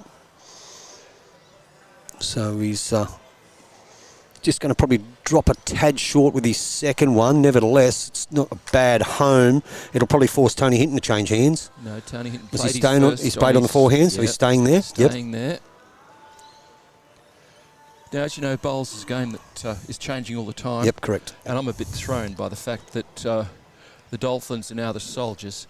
So does this mean that Gavin Kelly, who was always the captain, is now the general? I mean, what does it mean? Asking the good questions. Well, Decky and I, last week, we were thinking of names for the venue. The Dolphins, they could have been called the Cove and that. We think now that they're the Soldiers, and we think they should be playing at the mess hall. The mess hall, the fort, yeah, The fort. The barracks. The barracks. I think the barracks is right. Yeah. Well, because we call the Curry play at the Bombshell. A great shot. The wall room. The War Room, yeah. Yes. I was recently at the War Room in New London, Oh yeah. Churchill's War Room. If anybody has the Right. opportunity to go, it's quite It would be good. an event. Yep. Here's Paul Russell. Paul Russell for the Soldiers, who, remember, was sitting in 4th position on the table, who only scored 1 out of a possible 4 in the first 2 games, so here they need to make amends. Here comes Paul Russell. He's on his backhand. He's deliberately tight. He's looking for that split. Close. Oh, he's got rid of 1. Good Got shot. rid of Mark Bender's first bowl. So it's only 1 now to the Hunters. Corey Parker steps on the mat. That was Corporal Paul Russell played that bowl. We're just going to try and do that for you, Rosemary Robinson. Bonty's going to see if he can organise that for you to show you. And look at this. Now, Corey Parker has played... We are into the what? 3rd end? I don't think he's had a bowl outside 2 feet. Full credit, Clay Parker. Oh, yeah, well, everyone's saying. Their comments are all full credit to Clay Parker. 941 viewers, full credit to Clay Parker. And climbing, mind you. Paulie Russell's not happy with that one. The other worry I have is that Rosemary Robertson, having correctly identified the owner of YouTube Live Sports, will expect a commentary guest spot. Maybe she's already here somewhere, just like Viper. We appreciate everybody, all our views, and and we have a bit of fun on here. The whole idea is, well, me personally, the whole idea is to have a bit of fun with the sport that, let's be honest, to the naked eye and to the people who don't know much about it, can be quite boring. So we try and make a bit of fun with it and bring a bit of a Roy and HG sort of touch to it. But in the same too is making sure that we give it the full respect that it deserves, because lawn bowls is a great game. A great sport. And we've got Sergeant Andrew Henry on the parade ground ready to play. Sergeant Andrew Henry for the soldiers. And reckons he never listens to him. That could be secret, Hearn. Okay, so Andrew Henry, the left-hander, going to play his forehand. Not too sure who's... He's probably 2 down. I reckon he's 2 down. Well, he's 2 down for sure, isn't he? Yeah, he definitely is. He's got to slip under the Tony Hinton black bowl. He probably doesn't mind that weight. Yeah, the weight's good. To roll Tony Hinton, or if he's under that, to upset the apple cart. Rosemary, I'm not too sure. As I said, Bonte's gone to find out all the details about that, because I'm a bit, I'm not so sure about it. But we will certainly let you know, give you some information. Thanks for... Andrew Reese signalling what we all can tell, that he might be a fraction tight. So just viewers, Andrew, just come over and let us know if we knew the results from the first 2 rubbers between the Hunters and the Soldiers. So Maitland City had 2 wins and a draw, plus 11. So they get 2 points for the win and 1 point for the draw. So they're sitting 3 plus 11 after the first half. And the Dolphins, who could be in the Soldiers, who could be in a little bit of trouble. They certainly need to probably win both rubbers here to stay in the top 4. So speaking of this rubber, the pairs game between Soldiers Point and the Hunters, currently at 2-2 after singles. 4 end. Singles game. Sorry, what did I say? Singles. Singles game, 2-2 after 4 ends. Yeah, Simon Mitchell and Adam Gleeson.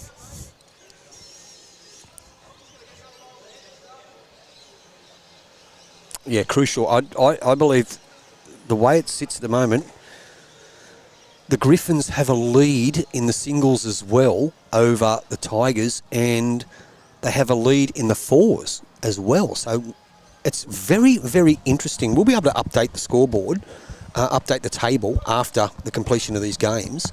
Obviously not taking into consideration tomorrow's games, where you've only got one of the top 4 sides playing, which is Raymond Terrace. But I think Beresfield may be a chance tomorrow. So Beresfield's actually on 32 points. So Beresfield is the only team outside the top 4. Well, the 4 playing tonight plus Raymond Terrace is probably a chance of pushing their way through based on results, but we'll wait and see. Anyway, so it looks like it's still probably 2, maybe 3 to the Hunters here. And the Baby Doll. The Baby Doll is... Gav Kelly, that is, viewers. Fallen into the same trap, if you like, as Andrew Henry, just playing that reaching weight on the backhand. It just hung a little bit for him. So the old CEO has told us he thinks they should be called the Soldier Crabs. I'm not even going to go there. I'll ring you on the way home and tell you what I think. Anyway, down Brody Pitham on his forehand. Hasn't played this too bad. Ooh, just didn't want that smudge. You reckon he's got 3? Oh, gee, it's hard to tell. Yeah, it is. That one, and no one's giving us a helpful signal. Andrew Henry walking in to have a look. The Baby Doll striding. Look at the freedom of that knee. Look at it. I was going to say, with the knee guardless Gavin the Baby Doll Kelly, do you believe it? How many people actually ask me, why do you call him that? Hello, Jed. Evening to you. I hope you're enjoying the viewing and the broadcast here from the Skybox YouTube Live Sports under the big top at Club Charlestown. Hope you're still rolling bowls. Straight 04s is not far away, Jed. I can't take any credit, mate. I think Corey won a major singles at Wall's End as a 10-year-old. Is that right? He can't have won his major singles as a 10-year-old.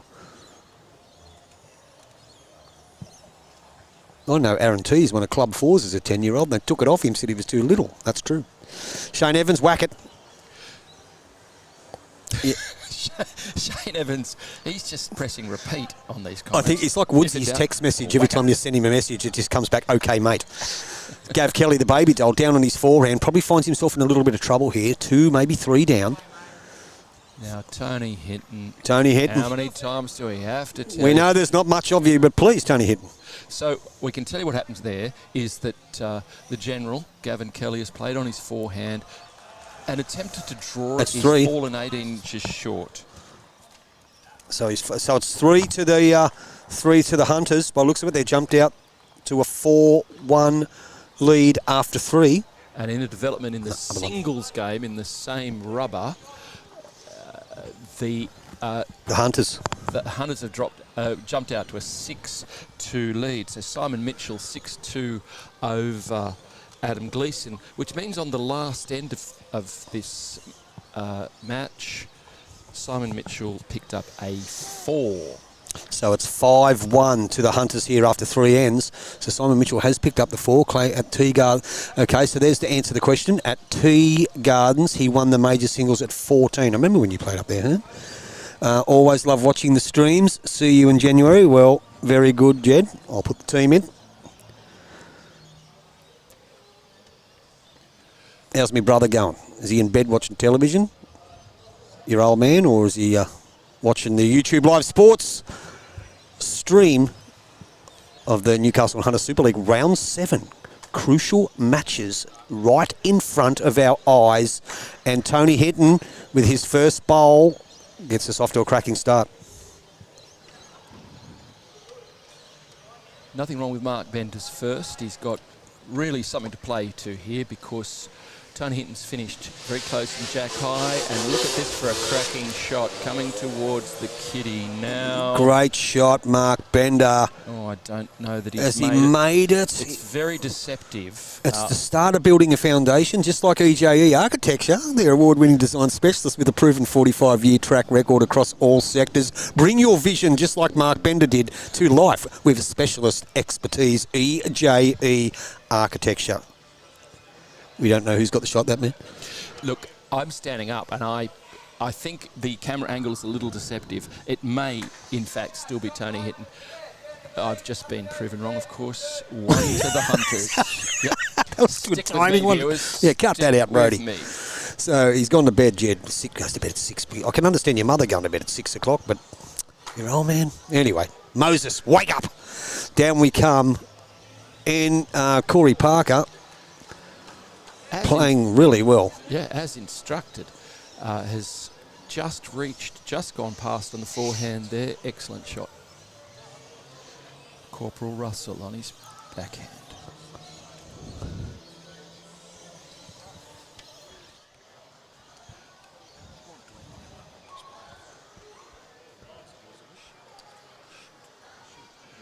Well, look at that for a shot. Paul Russell has turned that bowl out of the head. Soldier's point. The Soldier's now holding 1 or 2.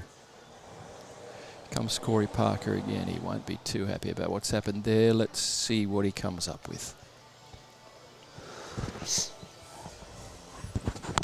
Playing with arriving weight. Here he comes in on the kitty. Has he got the kitty? He's close. Oh, that's how good's this? cracker. Hernsky, how good is the young boy playing? Does he fish as good as you? No one fishes as good as him. No. But very, very strong memories of Corey there as a 14-year-old at Tea Gardens. I can. When he won, what was that? He won the handicap pairs at Maitland City with his old man when he was 10. There you are. Okay, so the shoot down for cancer is the lawn bowl shoot. So, Rosemary, let's just stand corrected. There's been a bit of a miscommunication. There's no shirts. It's shoot. So what happens is all the money they raise for the Calgary Martyr Oncology is for equipment. The bowl shoot is the donation tube. To use the shoot, the minimum donation is a gold coin. Dig in deep. and make that donation. Now, you can bring it to your club and organise it for a day, I believe, Bonty. Is that correct? You can. I think you can bring it over for 2 weeks, mate. You bring it over for a couple of weeks, and you can use that chute to raise money for the Shoot Down Cancer, and all the donations go to the oncology department at the Calgary. Yep, they organise it with one of the bowls coordinator, whoever, he'll be locked. And he'll go back after the 2 weeks and open it up in front of the bowls coordinator, and all that money will go to the Calgary Mater Oncology Unit. So there's actually, we do apologize. There's no shirts. Now, we actually did think that. We just think when he was talking, it was a bit noisy. And we do realise it was shoot because people were texting us saying, no, it's just a shoot. So that's what happens. You can... And if you want your club, if you're interested and you want your club to take advantage of this, get on to Glenn Billy Baxter. Good shot. Over at Charlestown Bowling Club, and he will organise it. Or Shippo and him are in. There you go. Glenn Billy Baxter at Charlestown, Warren Shipley at Soldiers Point Soldiers, and the man. They'll bring the shoot over. Thank you, Bonty. Thanks for clarifying that and getting that all organised. But it's a great cause. Get that shoot over your club. Have a couple of fundraisers. Raise a bit of money for the Mater, the oncology unit, the Calgary Mater. Meanwhile, in front of us, a great really good head being played out here. Andrew Henry for the Soldiers, Major General Henry, played an excellent shot to move the kitty. Andrew Reese has now drawn the shot, Jack high, maybe 20 inches away. So the cartoon character has drawn one for the Hunters. That's bam, bam. Bam, bam, bam, bam, bam. And look at this. I think that, has he drawn him off? No, not quite. The baby dolls. He's happy, but not. Both them Parkers can't fish. Rowan Dennis believes neither of them can fish. No, sorry, Jake Lawton says neither of them can fish. Good to see Andrew Reese still playing the game. Yeah, loves his bowls. Reese loves his bowls. What does Smithers say? Bookwa, is it? Bookwa. I'm not too sure what that is. You could probably enlighten me, matey. No idea. Corey. Oh, Corey. Is it Corey? Anyway, let's go back to the game. We do believe it is 1 to the Hunters. Brodie Pitham on the mat. Well, he snuck through there for another. He counts. He does. So that's going to be 2 to the Hunters. Well, here's the first real test of the free knee. Free knees, Gavin, baby doll free knees, Kelly. Down he comes on the backhand. You can see in that shot as he let it go, the tan line on his knee. I did notice the tan line earlier in the game. Yeah, that's not makeup. That's evidence that the knee guard has come off. The knee guard's come off. We've noticed that here in the skybox here at YouTube Live Sports, under the big top at Club Charlestown in this match. Crucial between the Soldiers and the Hunters. After the first 2 rubbers, the Hunters picked up 3 points to 1 with a +11 margin. Not going to do any favours for the Soldiers. They need to redeem themselves on these last 2 rubbers. They find themselves down 2-6 in the singles and 1-5 in the fours. So it could be a good night, Irene, for the Soldiers. And I've got to say, it's a bit hard to tell from here, but it's at least 2. It may well be more. The green bowl is Mark Bender's bowl. Yep, I can see that on the pack there. And that back one could count, the last bowl by Brodie Pitham. So let's get the baby doll. Gav Kelly, the baby doll. Can he draw the shot? Keep us in the match. Sit inside that baby doll. You're going to be second. Looks to be second. And that's how a general leads. When you've got your troops, when you've got your soldiers, that's how you lead. So I think is it only 1? I'm saying it's only 1, but then I'm in a really bad position and I've got quite a few wrong already. Now, we just have around the grounds, we'll have a bit of a look in our other match between the Tigers, the Charlestown Tigers up against the East Maitland Griffins. Here we have, it's 10-8 in the singles. The Tigers had the lead over the Griffins, and in the fours, the Griffins 4-1 over the Tigers. So that lead in the singles has changed. And we'll just see, they're going to update the... So it's 7-1 in the fours game here between the Hunters and the Soldiers, and 2-6 in the singles games. But they're just going to update the singles game score. Remember, the singles is 18 ends, viewers. So they've played 8 ends, and it's 6-4. So it's all 6-5, tight affair. Dolphins back in the... Not Dolphins. or whatever they're called. Anyway, they're back in the match. So those last two ends in the singles matchup, Simon Mitchell got 4, and then Adam Gleeson has responded with a 3. So it's a pretty competitive affair over there. Pretty good campaign. I've just seen Woodsy walk. Was he with Ronnie Nelligan? I think I just seen the back of. Well, he's with his driver. I don't know what it is. I think it's Ronnie Nelligan. Okay. I think it might have been Ronnie Nelligan. Good shot here, Tony Hitton. Great shot. That's what happens when you arrive with a very nice 1 foot of weight. Rosemary Excellent Robinson, shot. I will find that out for you. Where are you at? What club are you at? Does it have to stay at the Hunter? Does the shoot have to stay in the Hunter, Bonty? Can you fill us in on that? I don't know. I can go and find out for you. Well, let us know. We'll turn your mic off first. Very good. You're good. Good to go. Tony Hitton. Now, a couple of loose ones there from Mark Bender, who has been leading really well. He certainly has. That's probably the loosest end he's had. Bo Wallington is the flatty king of Talara Lagoon. Never heard of her. Hi, Jake Lawton. Okay, Tony Hitton with his second bowl of this end, finding the deficit 1-7, almost at on the 15, the halfway mark of this crucial game. This is great leading. He's changed hands. He has. He's drawn a very, very good shot. It might be 15, 18 inches in front. Hat head, Rosemary Robinson, we will find that out for you, okay? Leave it with us. We will find that. I would imagine it wouldn't be an issue. But, yeah, no worries. Ooh. We'll find that over for you. So, Very solid effort from Corey Parker. There he's finished. Jack High just slipped under the head. very solid effort from Decky, nearly Well, it was a very solid effort in that he nearly destroyed the bunker on his way out. down we come. So Paul Russell probably adds another. And pretty good shot. General Metal Roofing, ladies and gentlemen, looking for a new Colorbond roof. Need a whirly bird to help keep the house cool. And I reckon we all need a whirly bird after today's bloody humidity. Call Anthony 0434 527 169.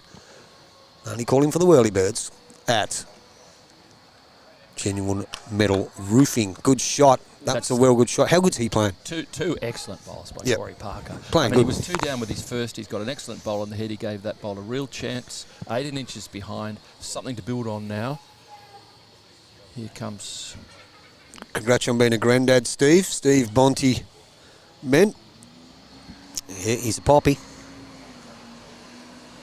And another good shot. That's going to be close. That's Colonel Russell. That's pretty close. Colonel Russell. Colonel Russell. He's like the Lieutenant Kendrick of the soldiers. We are soldiers or the point, not the Dolphins. Alan David Austin. We are soldiers or the point, not the Dolphins. Well, I'll tell you what you can do, Alan Austin, is bloody well make up your mind what you are, because no one seems to know. But for that, for the exercise, we'll go along and call you. We'll call you the soldiers. You're driving Tony mad. Driving me mad. I'll take it up with Al personally. Now, Andrew He's a good man, Rees. Al Austin. Good man. Andrew Rees played an excellent Another good shot. there. Sat one of Tony Hinton's original shot bowls. So with that, Alan Austin, are you going to do something with your strip and get something that doesn't actually have a dolphin on it? Well, I think they'll have epaulets because this is Brigadier Andrew Henry on the mat. Brigadier. Yeah. Brigadier. And good shot. Oh, he's played an excellent. Yeah. Oh, it Oh, might have had one too many rolls. yeah, I think you're right. Yes, I think Brody Pitham signalled one there. Keen-eyed viewers will have picked that up. Now, viewers, while we're talking, commentating the bowls, how about we get some comments for the sensational camera work by Decky? Doing a great job. He's only been around for about 10 minutes, but how good is he handling it? And he had the great discussion with the CEO of YouTube Live Sports today, and there was no animosity, no freakouts, nothing. It all went perfect, didn't it, Decky? I'm getting better, getting more confident by the day. More confident by the day, Decky, ladies and gentlemen. Pass that on to a future employer. That would be amazing. Matter of fact, on the way home, I need something to talk. I've got to talk to you about something about future employees. Well, Decky already looking to his Scary future. and exciting. It is. When will Clay realise Corey is now the better bowler in the family? Gee, Lee Bloor. Lee Bloor? Not too sure. So Andrew Henry down on his forehand, the left-hander. What they're trying to do is just to sit the blue bowl of Andrew Rees. Yeah, very good effort. Very good effort. And again, we play. That was probably a fraction heavy for what he wanted, but when you play with that little bit of weight, sometimes they hang. Welcome back, Bonty. Hello. I've just got an update in relation to the shoot. Yep.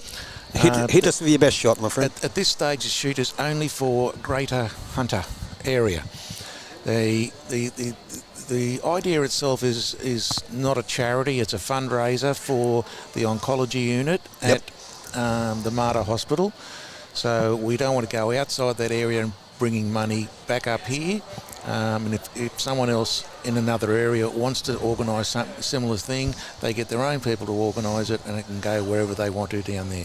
But at this stage, it's just up here at the Greater Hunter. Okay, so that should answer your question, Rosemary Robinson. So as you can see, what a great shot. Brodie Pitham. This is a hard head, and he's played a fantastic draw shot on his forehand there to slip in for shot. To update you, Zach Miller, it is 5-6. Adams 1 behind at the moment after 8 ends. He's a good... Yes, that would be sailors rather than soldiers, but still, good work.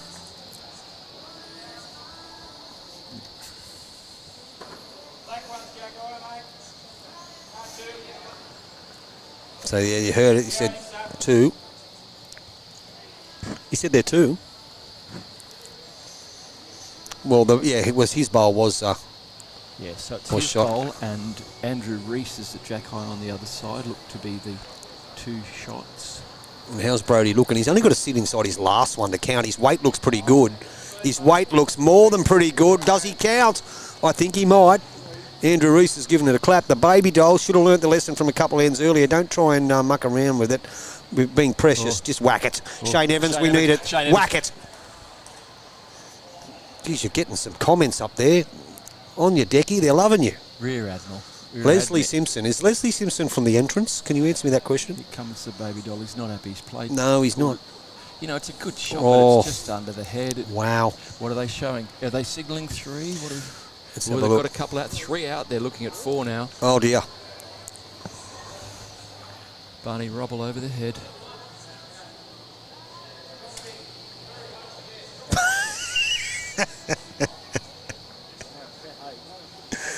Okay, they're measuring for 4. Slippery. Yeah. That head got away from Soldier's Point very, very quickly. If you go back to the beginning of that head, Tony Hinton... He got him off to a good start, didn't he? 2 cracking bowls. Yeah. And then the Hunters just built the head in a really brilliant way. They did. Playing very, very well at the moment, the Hunters. 3 shots to the Hunters. So 3, so it's going to be a 10-1 lead at the halfway mark at 5. 10-1 lead to the Hunters. This, as we keep telling you viewers, is crucial for the Soldiers to be grabbing some points from this. And the Troops haven't done that much wrong. No, they haven't. They're They're basically just been outplayed. They've just been outplayed by the Hunters, led by Brodie Pitham, their skipper, who's... he's playing some great bowls, and so Corey Parker's played some bombs. Mark Bender's been very consistent. Andrew Rees has done exactly what he's been told by his captain. They are certainly handling it very, very well, and whatever the Soldiers are dishing up. And look at that for a starter from Mark Bender. That's what's been going on.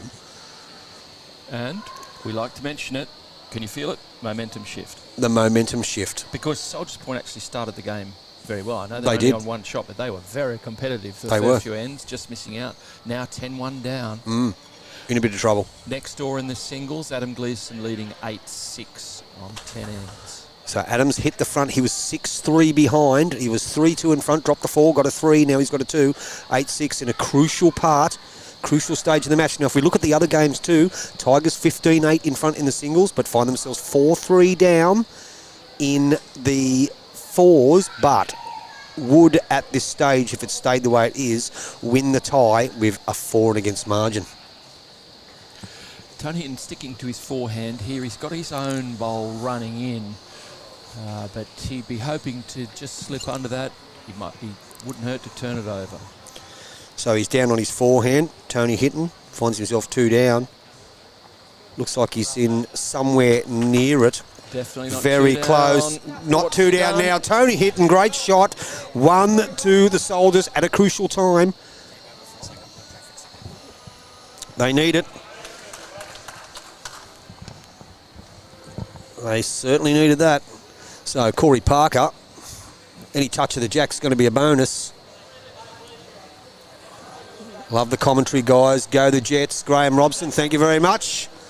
Thank you, Grant. We've got some really good comments coming in tonight. We certainly have. But I notice Viper might have gone home to bed. Viper's gone a bit quiet. Viper Vipers. might be hibernating. Do snakes hibernate? I don't know. Vipers. I don't know where Viper is.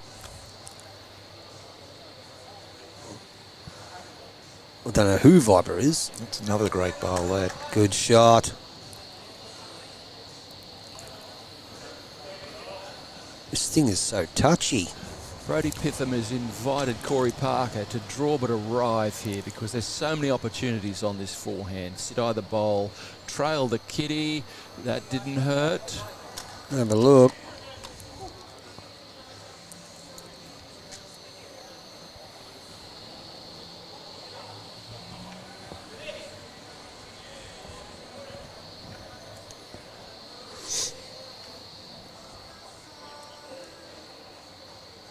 So Paul Russell. Looks to be tight line maybe. He's hanging on. Great bowl. Yeah, Excellent good shot, Paul Russell. Good shot. So that brings Andrew Reese to the mat.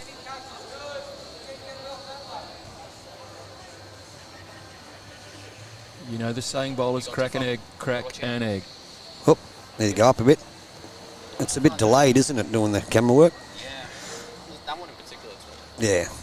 Okay, so Andrew Reese comes down, finds himself down. Probably one of the first times he's found himself in a little bit of trouble. Hasn't phased him. He's played a very good shot. We're all over Wow. it now, Hapster. It's just lagging a bit. This is turning into a serious contest. Which game's live? Well, it's Graham Robson, Blue Diamond jockey winner, all-round good bloke. Is that Graham Robson? Is he the guy that, Matthew, fill me in, is that Henry's stepfather? I believe it might be. Fill me in. In the meantime, Graham Robson, you will see games from... Raymond Terrace tomorrow. Can't tell you which games they're streaming. Maybe the Hapster can fill us in. He's online watching us, checking out our handiwork. Maybe he can fill us in what games he's going to stream tomorrow. But I can't tell you at the moment. So that he's just turned the Andrew Reese bowl onto the jack, I believe. It hasn't made it any easier for the Soldiers, I don't think. So Thank you, Matthew. It is him. Yep. the Soldiers have one bowl behind their head, the black bowl. Yep. So Brody Pitham's calling Andrew Reese on his backhand, just slide around the shot bowl.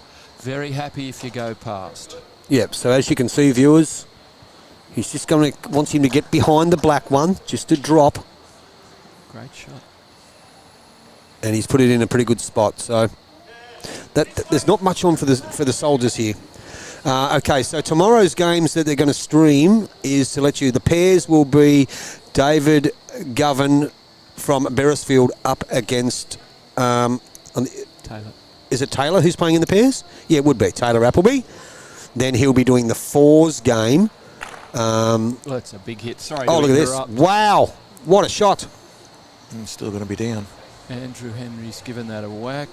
We're respotting, and this will be a drawing contest between the skippers. So we'll just go back through to fill you in who's going to be doing what tomorrow. Let's have a look.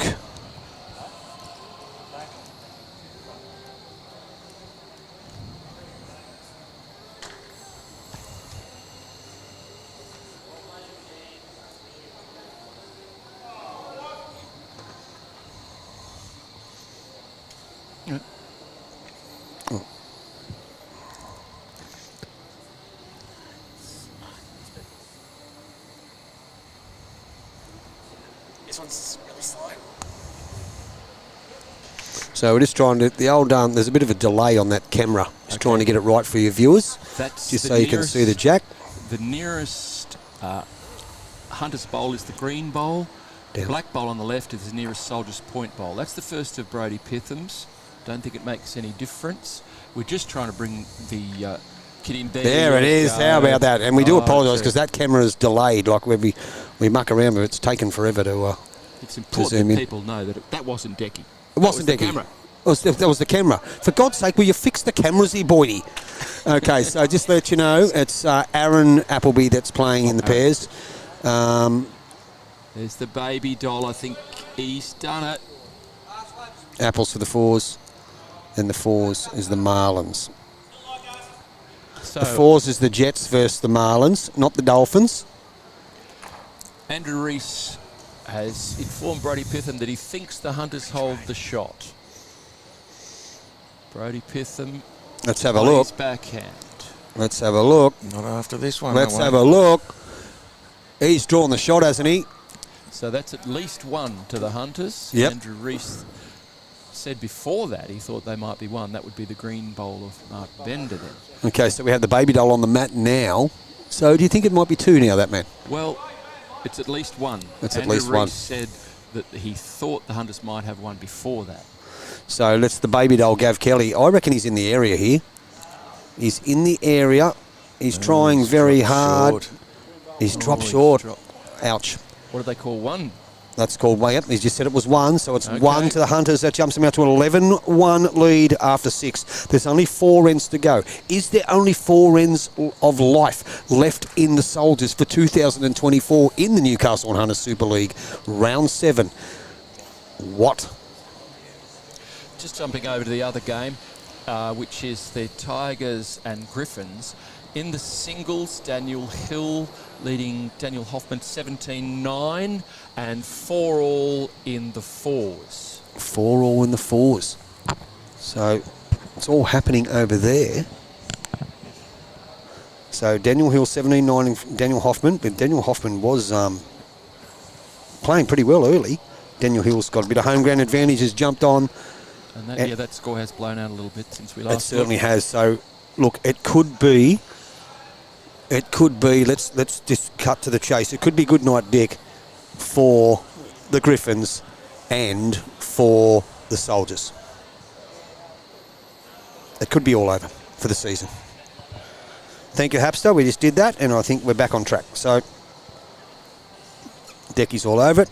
Mark Bender, who's been leading very, very well, 2 viewers. And we've got a lot of viewers, massive amount of viewers tonight. We really appreciate it here at the circus tent. 2 good bowls, Mark Bender. Yeah. And they're putting on a couple of good acts here tonight is the Hunters. Under the big top. Under the big top. Daniel Hill just over there having a bit of a run. Okay, so it's 2 to the Hunters and Tony Hinton on his forehand. Probably just going to undercut it. And he has and just slipped through the hole of the two greenies. Next on the mat, Corey Parker, close to the man of the match in this game tonight, I would think. Very, very steady. So just, letting you know what games tomorrow. It'll be the Beresfield versus Curry in the pairs, and then the fours will be the Raymond Terrace Jets up against the Nelson Bay Marlins. That'll be the first and second games, as I said. Great shot, Corey Parker, and go close that man to being best on ground. Bonte, do you agree? I agree. Yep. Playing a great game. What are we going to watch on Thursday nights now? Well, I don't know. Good call from the CEO. This is our last Thursday night stream of the year. But I think a lot of viewers would agree. Great shot. Oh, that's a excellent perler. shot by Paul Russell. A lot of viewers would agree that many of these streams would repay an extra viewing, I think. Oh, I reckon. Yeah, I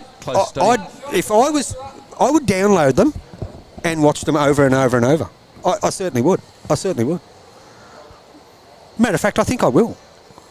Love the sound of my own voice, me. But anyway, let's have a look. Corey Parker down off. Looking What for a the bowl! rub. Oh, When it rains, it pours here under the circus tent at Club Charlestown. Corey Parker from the Hunters has played on his backhand, got a bit of a ditch tickler off the black bowler Tony Hinton, and trailed the jack for 2. Under the big top, I thought a little bit of trapeze work, I thought. was trapeze work. Yeah, bit like Bert Lancaster and Tony Curtis back in the day. I know. Very confused man looking at you right now. What's that, mate? Looked like he had no clue what he was talking about. Oh, I know what I'm talking about. Oh, he knows what he's talking Oh, about. yeah, I know what I'm talking about. No, I knew.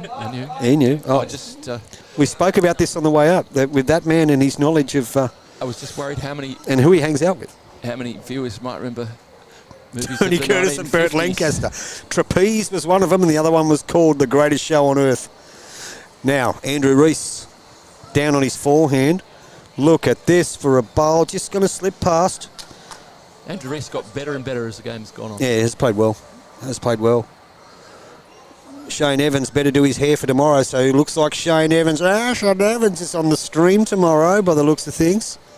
A little bit of product, I think, for tomorrow night, Shane Evans, because if you whack it, could get blown around. And I reckon Hoppy, are you going to be in commentary tomorrow watching them Jets? Hoppy, are you going to be in commentary tomorrow watching those Jets?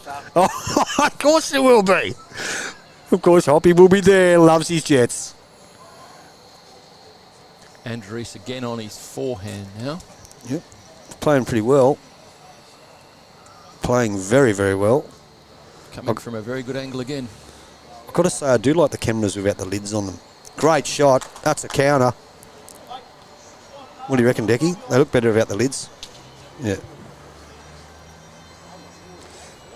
Here comes Paulie Russell. He's coming past the skybox. Paul Russell. Or Andrew Henry, one or the other. No, it is Paul Russell. It is. Hold on. Oh, sorry, coming along the side here. I thought you were saying bowling. No, it's Paul Russell. That's a great shot by Andrew Henry, getting back to the actual game. He's Good shot. drawn the And shot. hello, buddy. And they do need it. The Soldiers need to lift your game, Paulie. Soldiers, season's on the line. Don't worry about the chips. Hey? Are the Jets on the line? I think the Jets are pretty well safe, Hoppy, and I'm sure you're happy to hear that. Happy Hoppy. Great bowl. Yes, the CEO said, Shane Evans, you better make sure the hair's done. And I think, the yes might confirm that Hoppy will be in the live broadcast because it is the Jets. Anyway, Brodie Pitham's on the mat. Probably finds himself one down. He had he's still got a well set up head. He held 3 probably, and then fantastic bowl by Andrew Henry, stolen the shot. So how's he looking here? Oh, he almost, if he wanted a bit of a thicker edge on that. So the baby doll Gav Kelly. Not helping. Without the knee brace. Good camera work by Decky there, with Andrew Henry just forgetting that there's a camera behind him. Yep. Here comes the baby doll. Here comes the baby doll, Gav Kelly. How's he looking with the Drake's Prides? Again, Oh, great effort. just held up on him. So Brodie Pitham from the Hunters. People don't know much about Brodie. He's been a bit of a superstar since he was a kid. A state singles winner, alongside the names of people like Aaron Sheriff, Aaron Tees, some fantastic names that have won that title. Cameron Curtis, Shane Garvey. Household names in this sport. So it looks like it could be 1 to the Soldiers. Let's have a look. It's 12-1. Yeah, it's 12-1, mate. Decky, you've got it update. It's all good. Same amount of ends. So, at the completion of that end, We should Andrew Henry's 12-2, I'd imagine, wouldn't it? excellent bowl from the third position, held on for shot. So we're just double checking the 12-2. correct score. It looks to be 12-2. That is correct. After 7 ends, our game next door in the singles is 8 each. If we look over to our other game, now just let's go through that. After the first 2 rubbers, the Hunters had a win and a draw, so they were 3 plus 11 to the Soldiers 1 minus 11. And then we have a look And we have a look now at the other game. The Tigers, the home club over the Griffins, 17-12 in the singles with 3 ends to go. And the Griffins have a 5-4 lead. 5-4 lead in the fours. Wrong one, Deggy. Very good. So, Tony Hinton hasn't played a bad game of bowls tonight. He's played pretty fair. Got us off to a decent start. And Mark Bender, who's had a pretty good game too. Been a good contest up Has. front. I think Tony Hinton played so many good games in the early rounds. He did. He's played solid. Yeah, he has played solid. But it hasn't been his absolute best. Mark Bender has matched him, or maybe bettered him, across the course of the game.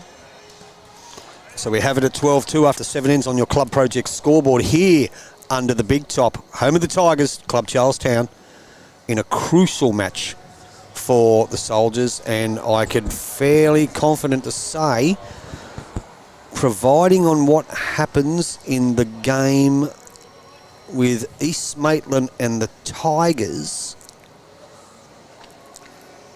the Dolphins may... Sorry, the Dolphins, the Soldiers, whatever they want to call themselves. Get it right, Chippy. They may hang on. So let's just have a look at the scoreboard.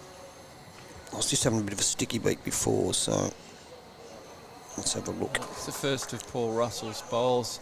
It could well be shot. Those bowls are over 2 feet behind. Plenty of room for Corey Parker, who's just been plonking them on all night. So at the moment, East Maitland, the Griffins, it was 1 rubber each after the first round, so that gave them 2 points. So the Tigers have a commanding lead in the singles, and the Tigers did have, I think it was about an 8-shot margin after the first 2. So as it stands at the moment, it looks like the Tigers will survive. They will survive, sorry. The Soldiers may survive, depending... Well, I think they will survive. I'm pretty sure they will survive. If they get 1 point, takes them to 39. That means that the Griffins need to score 6 or more. And at the moment, they're only on 4. So it could be that the Soldiers may survive. Now, that depends on tomorrow's game. Soldiers Point, if Beresfield can get a full complement of points tomorrow, they would leapfrog the Soldiers. Because it looks like at the moment that the Griffins are out of the race. Meantime, we've seen the seconds go bowl for bowl here in the fours. Good shot here. No, bit quick. So it is like it's still like maybe, is it maybe 3? Looks to be 3. Yep. Corey Parker drew it with his first and then drew off Paul Russell's bowl with his second, and I think it's 3 to the Hunters. Andrew Reese on his forehand. So down he comes on his forehand. It looks like it's 3. Any touch of this in the right direction. Sits, the back one's going to count. Close. That could be a Simpson's handful. He may have 4. So Andrew Henry, he just wants to trail the jack. Go for the shot, son. Don't muck around with it. Go for the shot. You're not saying whack it, are you? No, I'm not saying whack it. I'm saying playing a bit of a dipsy doodle. No, he's left it to the baby doll to whack it. Andrew Henry just sailed past the tad, so good instructions by Brody. He's told Andrew Reese just to get to that back one. He'll go close to counting too. If he does that, just drops inside of it. On his forehand, trying to get to the last bowl that come down at 7 o'clock on your screen, viewers. He gets inside that, he's going to go close to counting. Down he comes. Viewing numbers are going through the roof here under the big top on a Thursday night at Clubs Charlestown. Just an update on the Charlestown team, mate. The fours have just picked up a 5 I to did go to a see that. 9-5 lead now. So that looks like that's all she wrote for the Griffins for 2024. Sorry to say, it looks like it's game, set, and match. This is the most exciting thing happening under the big top tonight, but you know, I had a look around inside earlier. There's trivia on tonight. Bit of trivia. They had a raffle. There's people enjoying a refreshing beverage. There's a few up that end of the restaurant. Plus, let's not forget, we did have Dave Arnie Woods in attendance as well. Well, that could have pulled a big crowd in itself. I'm surprised he hasn't called us and told us he was here. So there's Gav Kelly with the top half of his right leg lighter than the rest of him. And he has just snuck in for maybe second shot. I think so. Brody Pitham. Don't forget Coles Refrigeration and Air Conditioning, your local experts in air conditioning, refrigeration and commercial kitchen services. EJ Architecture, they'll build you a house or a building to put that air conditioning in. Award-winning design specialists with proven 45-year track record across all sectors. Now that last bowl by Brody Pitham hasn't made it any easier for the No, baby sort of. doll. Yeah, he's cut that shot off for the baby doll. No, I don't like to say whack it. You know I don't like to say that. No. But Shane Evans, come on, comment, whack it. I'm seeing a weighted shot here. I hope that knee stands up. Minimum weight. Oh, I hope for the the tan result. stands up. So down he comes. The baby doll on the backhand. He's going to slip through that gap. He's very close. He gets the right rub. How's he looking? Oh, he's still one down, I think. Great effort. Well, 1,374 viewers seen the baby doll. The knee braceless baby doll. Gavin Kelly. So, Brody Pitham, not going to try and do anything silly. It's going to be, it'll see Andrew Reese indicates 1. So it's 1 to the Hunters, 13-2 after, I believe, 8 here on your Club Project scoreboard. Meanwhile, next door in the singles fixture, It's a close affair. it looks 10-9 to Simon Mitchell over Adam Gleeson. I do believe, 40 too, minutes. that man, if they do get one of these rubbers up, if, let's say, well, it doesn't look like it's going to be the fours, but if the singles do get a draw or a win, the Soldiers will stay in the top 4. They'll be safe because their closest rival, the Griffins, over there, the team from the Labyrinth, are certainly struggling. Yep. In both these rubbers. They're down in the singles and they're down in the fours. The Griffins haven't been able to find their way out of the maze. No. David Bowie could have helped them. I love the movie analogies. Joel Fields chasing his bowl up. Can you hear that, viewers? Yeah, can you hear that? Oh, now he's down watching it. And I think, he's pointing it. I think he's drawn his first shot in the whole competition. No, he's down. Oh, no, he's down. He was turning it on for all and sundry then. Meanwhile, in the game in front God of love him. us, Mark Bender once again playing very, very solid. Good shooting. two Good great shooting. bowls by Yeah. Mark Bender. Played very well, hadn't he? He Played really- very well. The whole team has played really, really good. Very consistent. Haven't played many loose ones. Played to direction where Brody's told them to go. Played a very sensible game of lawn bowls. And it looks like he's got a bit of mud in his eye with this one. He has. And he's got the shot. Well played, Tony Hinton.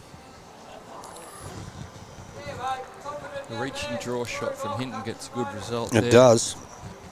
He's probably, what's it look like, 4 or 5 inches short. And Shane Soper's looks like to me like he's lost his bionic leg. Just over in the Charlestown team, Daniel Hill's won the singles. He has, so the game over. So that's the Tigers. That's 2 rubbers to 1. And the Fours has got 1 in to go after this. So it looks like it could be a 3 rubbers to 1, which will be a 10-2 victory to the Tigers. And that all but ends the season for the East Maitland Griffins for 2024, the inaugural Newcastle 100 Super League. So Paul Russell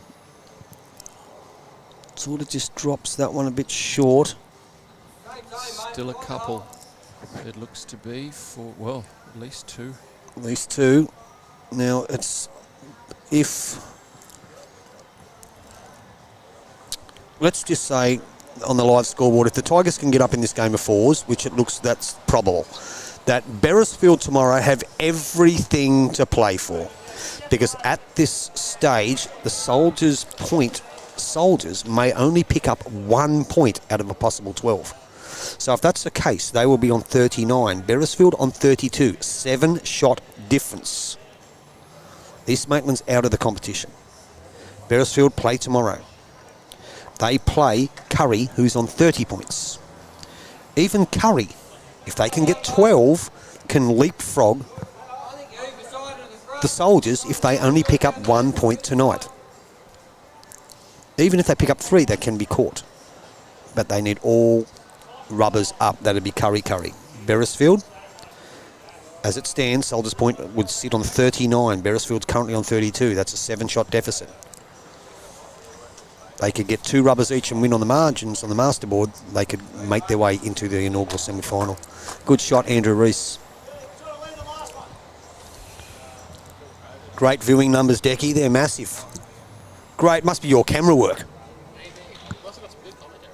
Yeah, we've got some great commentary. We're joined in the skybox here by Steve Monty Bent, who's sitting in the chair, knees crossed, relaxing, having a great night of bowls. I'm just relaxing, mate. Just relaxing? There's enough people sitting behind the screens here. I'm just watching some good bowls being played. Mark Gauntlet, or does he know who our Waverley Star was? Do you know who our Waverley Star was? Giddy up. Very good. Giddy up. Giddy up. Now, Andrew Henry just played a very, very good shot there. Andrew Reese added a counter, nearly 2 feet in front, on the line. Andrew Henry played an excellent weight, pushed the bowl through, stayed in the head. Probably got one. What has he got? 1 or 2? Well, it may even be 1 down still. Yeah, but it was a good shot. It was a good shot. Andrew Reese again. Going to just pump. Oh, okay. So what does he play here? Okay, yeah, good call. So trying to get a roll out of Paul Russell's bowl. Again, tight on the back, on his forehand, I beg your pardon, left-hander's forehand.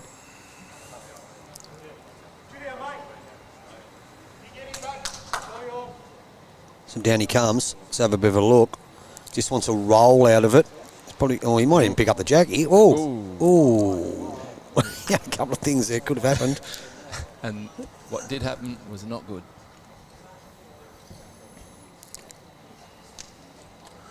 Yes, Jockey Wilson, it is a good game to watch, mate. But the Hunters are certainly playing very, very, very well. It's been, you look at all these clubs. Tonight, the Hunters are the only club here that doesn't have an artificial green. So, and they look like they possibly could get an 11-1 victory. The only club that doesn't play on a carpet or a synthetic. East Maitland has a carpet. Charlestown have the carpet. Soldiers Point have the carpet and the synthetic. And the Hunters, been very, very impressive tonight. Look like they could get an 11-1 win.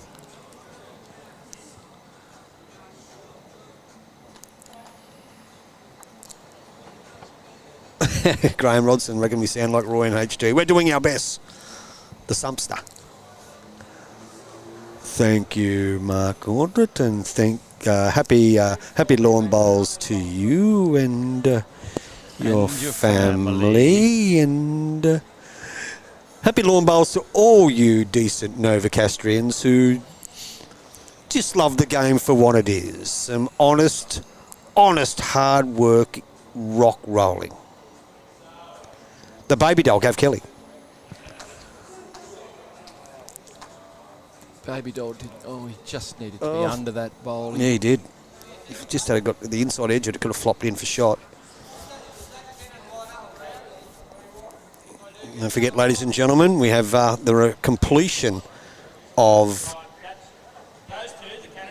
round 7 tomorrow in the Newcastle and Hunter Premier League. We'll be live to you from the hangar. And Steve Bonty Bent, the colour man, are you at the hangar tomorrow night? No, mate. No, I've got the night off tomorrow night. You've got the night off, yep. but Hoppy will be up there. Hoppy will be there. He'll be loving his Jets. He's loving his jets. And the Happy Bowler will be there at the hangar, bringing you the matchups between the Beresfield Magpies and the Curry Cannons, the Raymond Terrace Jets and the Nelson Bay Marlins. And as we've already mentioned, based on results here tonight, the Magpies have everything to play for. We've just seen the second bowl that Brodie Pitham's played where he's dropped his head in disappointment. And he's drawn the shot. Yeah. I wonder if it is actually a head-dropping disappointment or it's just a pattern. I wonder if he actually is disappointed or it's just something he does, like Joe Edwards looking at the ground. Or he makes a good show of being He does, yeah. He's putting on a show under the big top. And that's what we like here at YouTube Live Sports. The baby doll pulled its head off, unfortunately. Oh. Now, the outcome here, well, it looks like Brodie Pitham's Two. final bowl is the shot. One, Yeah. measuring for the other. So as we said, it looks like they will survive for at least 24 hours. That is the soldiers. So Jennifer Symes, who did win our competition earlier, and Rambo, if I were you two, I'd be making some phone calls to your fellow soldiers. I'd be telling them to, if they happen to get through, if Beresfield fall over, don't get the maximum tomorrow. You should be given the round, what do they call it, the rounds of the table? Is that the saying, that man? Possibly the kitchen. Yeah, possibly the kitchen. In the singles game between Soldiers Point and the Hunters, Adam Gleeson has snatched a 12-11 lead after 16 ends. Okay, It's interesting. been a really tight contest over there. So that puts them on 3 points. It's pretty close over in the Charlestown Yeah, 9-7. fours. Yeah, they've picked up 2, so it's 9-7 on the last end. And Joel Field up chasing his bowl again. You know the saying, mate, DCS, season's over. I don't think Joel should be chasing that bowl like that. He's bouncing the green around and he's pushing the bowl further. You think that's the reason, Monty? I think so. There's comments from the colour man. I think, what do they call it, a seismometer? A seismometer. It's not an earthquake, it's a Joel-quake. Yeah, so it's Musselbrook's got nothing to do with it. Mark Bender, great start. Playing well. He's How had a good's this guy really going? Solid game. It was a great bowl over there from young Daniel Kaliris. Graham Robson, if you're going to be there, I'll be there too. Unfortunately, we won't be commentating tonight. Our duties are over. Tomorrow night will be the Hapster, the Happy Bowler, will be joined by Hoppy, and you'll probably have a couple of special guests. But don't forget, this weekend you'll be able to join me on YouTube Live Sports. I'll be live from Tarrant Point, bringing you, I believe it's the ladies' Prestige Pairs, is what I'll be streaming. And my very special guest on Sunday will be none other than one of the biggest Bulldog supporters himself, Nathan Wise, will be joining me in the Skybox for commentary on Sunday at Tarrant Point. So looking forward to that. So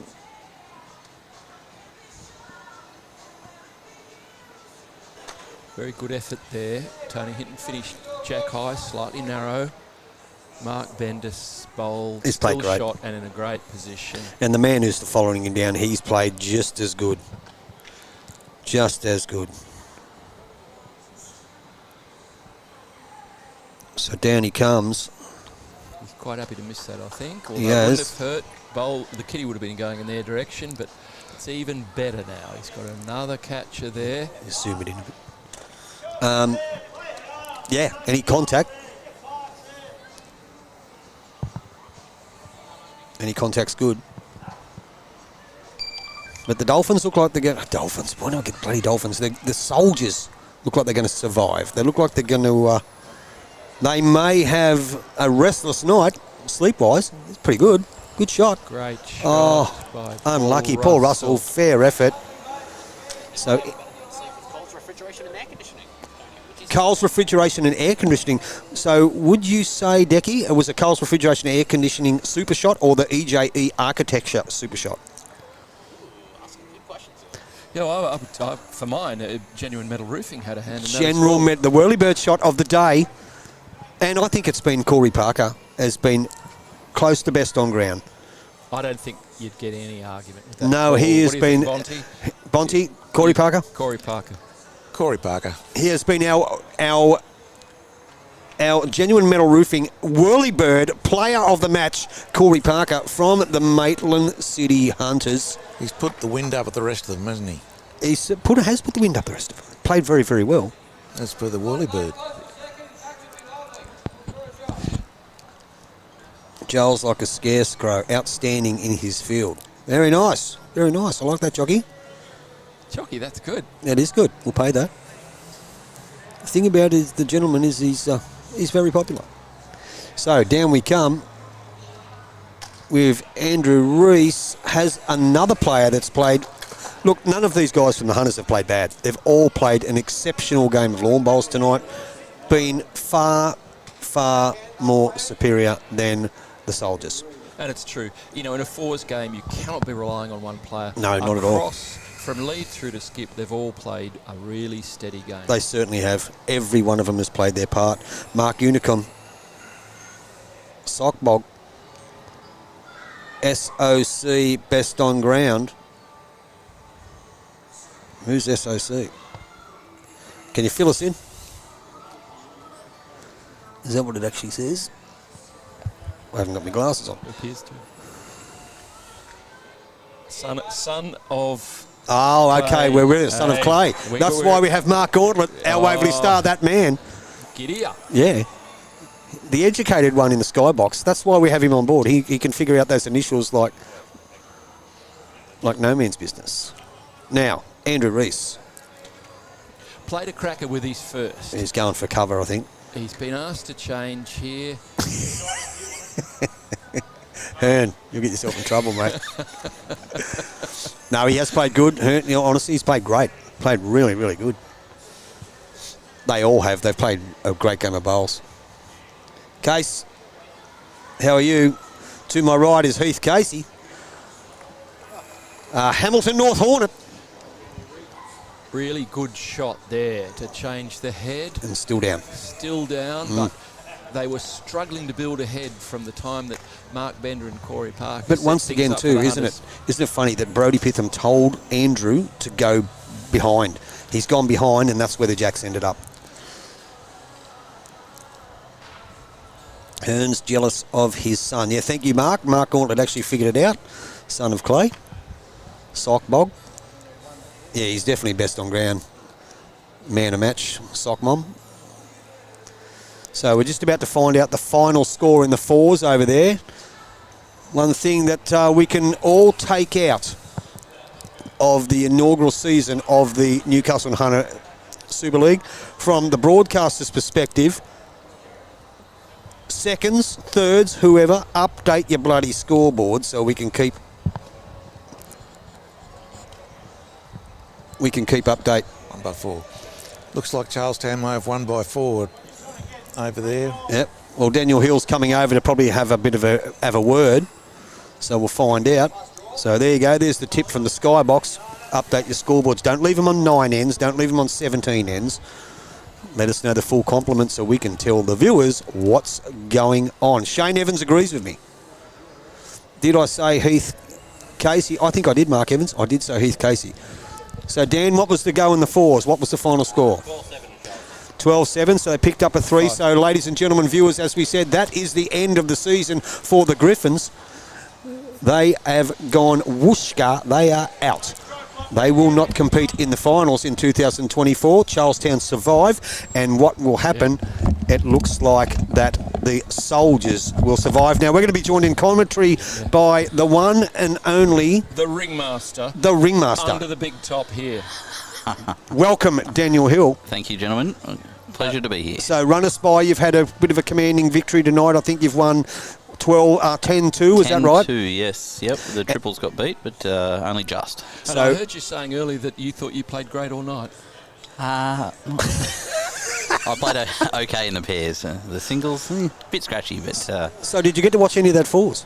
A little bit, yes. So how did Joel Field go? Well, you ask him, he went very well. Okay, so yep, there you've had it. Dan's told us he went very well. So that is just going back. That's a 10-2 win to the Tigers. That is going to eliminate the Griffins for 2024. What we have here is a very close match. Did Adam Gleeson win the singles for the Soldiers? Point Soldiers. They're still playing. He's holding one and he's 2 in front. So he's holding one last. Now, this is very crucial. Now, we know they're going to lose the fours, but what happens here? Let's have a look. On the attack. Oh, he's killed it.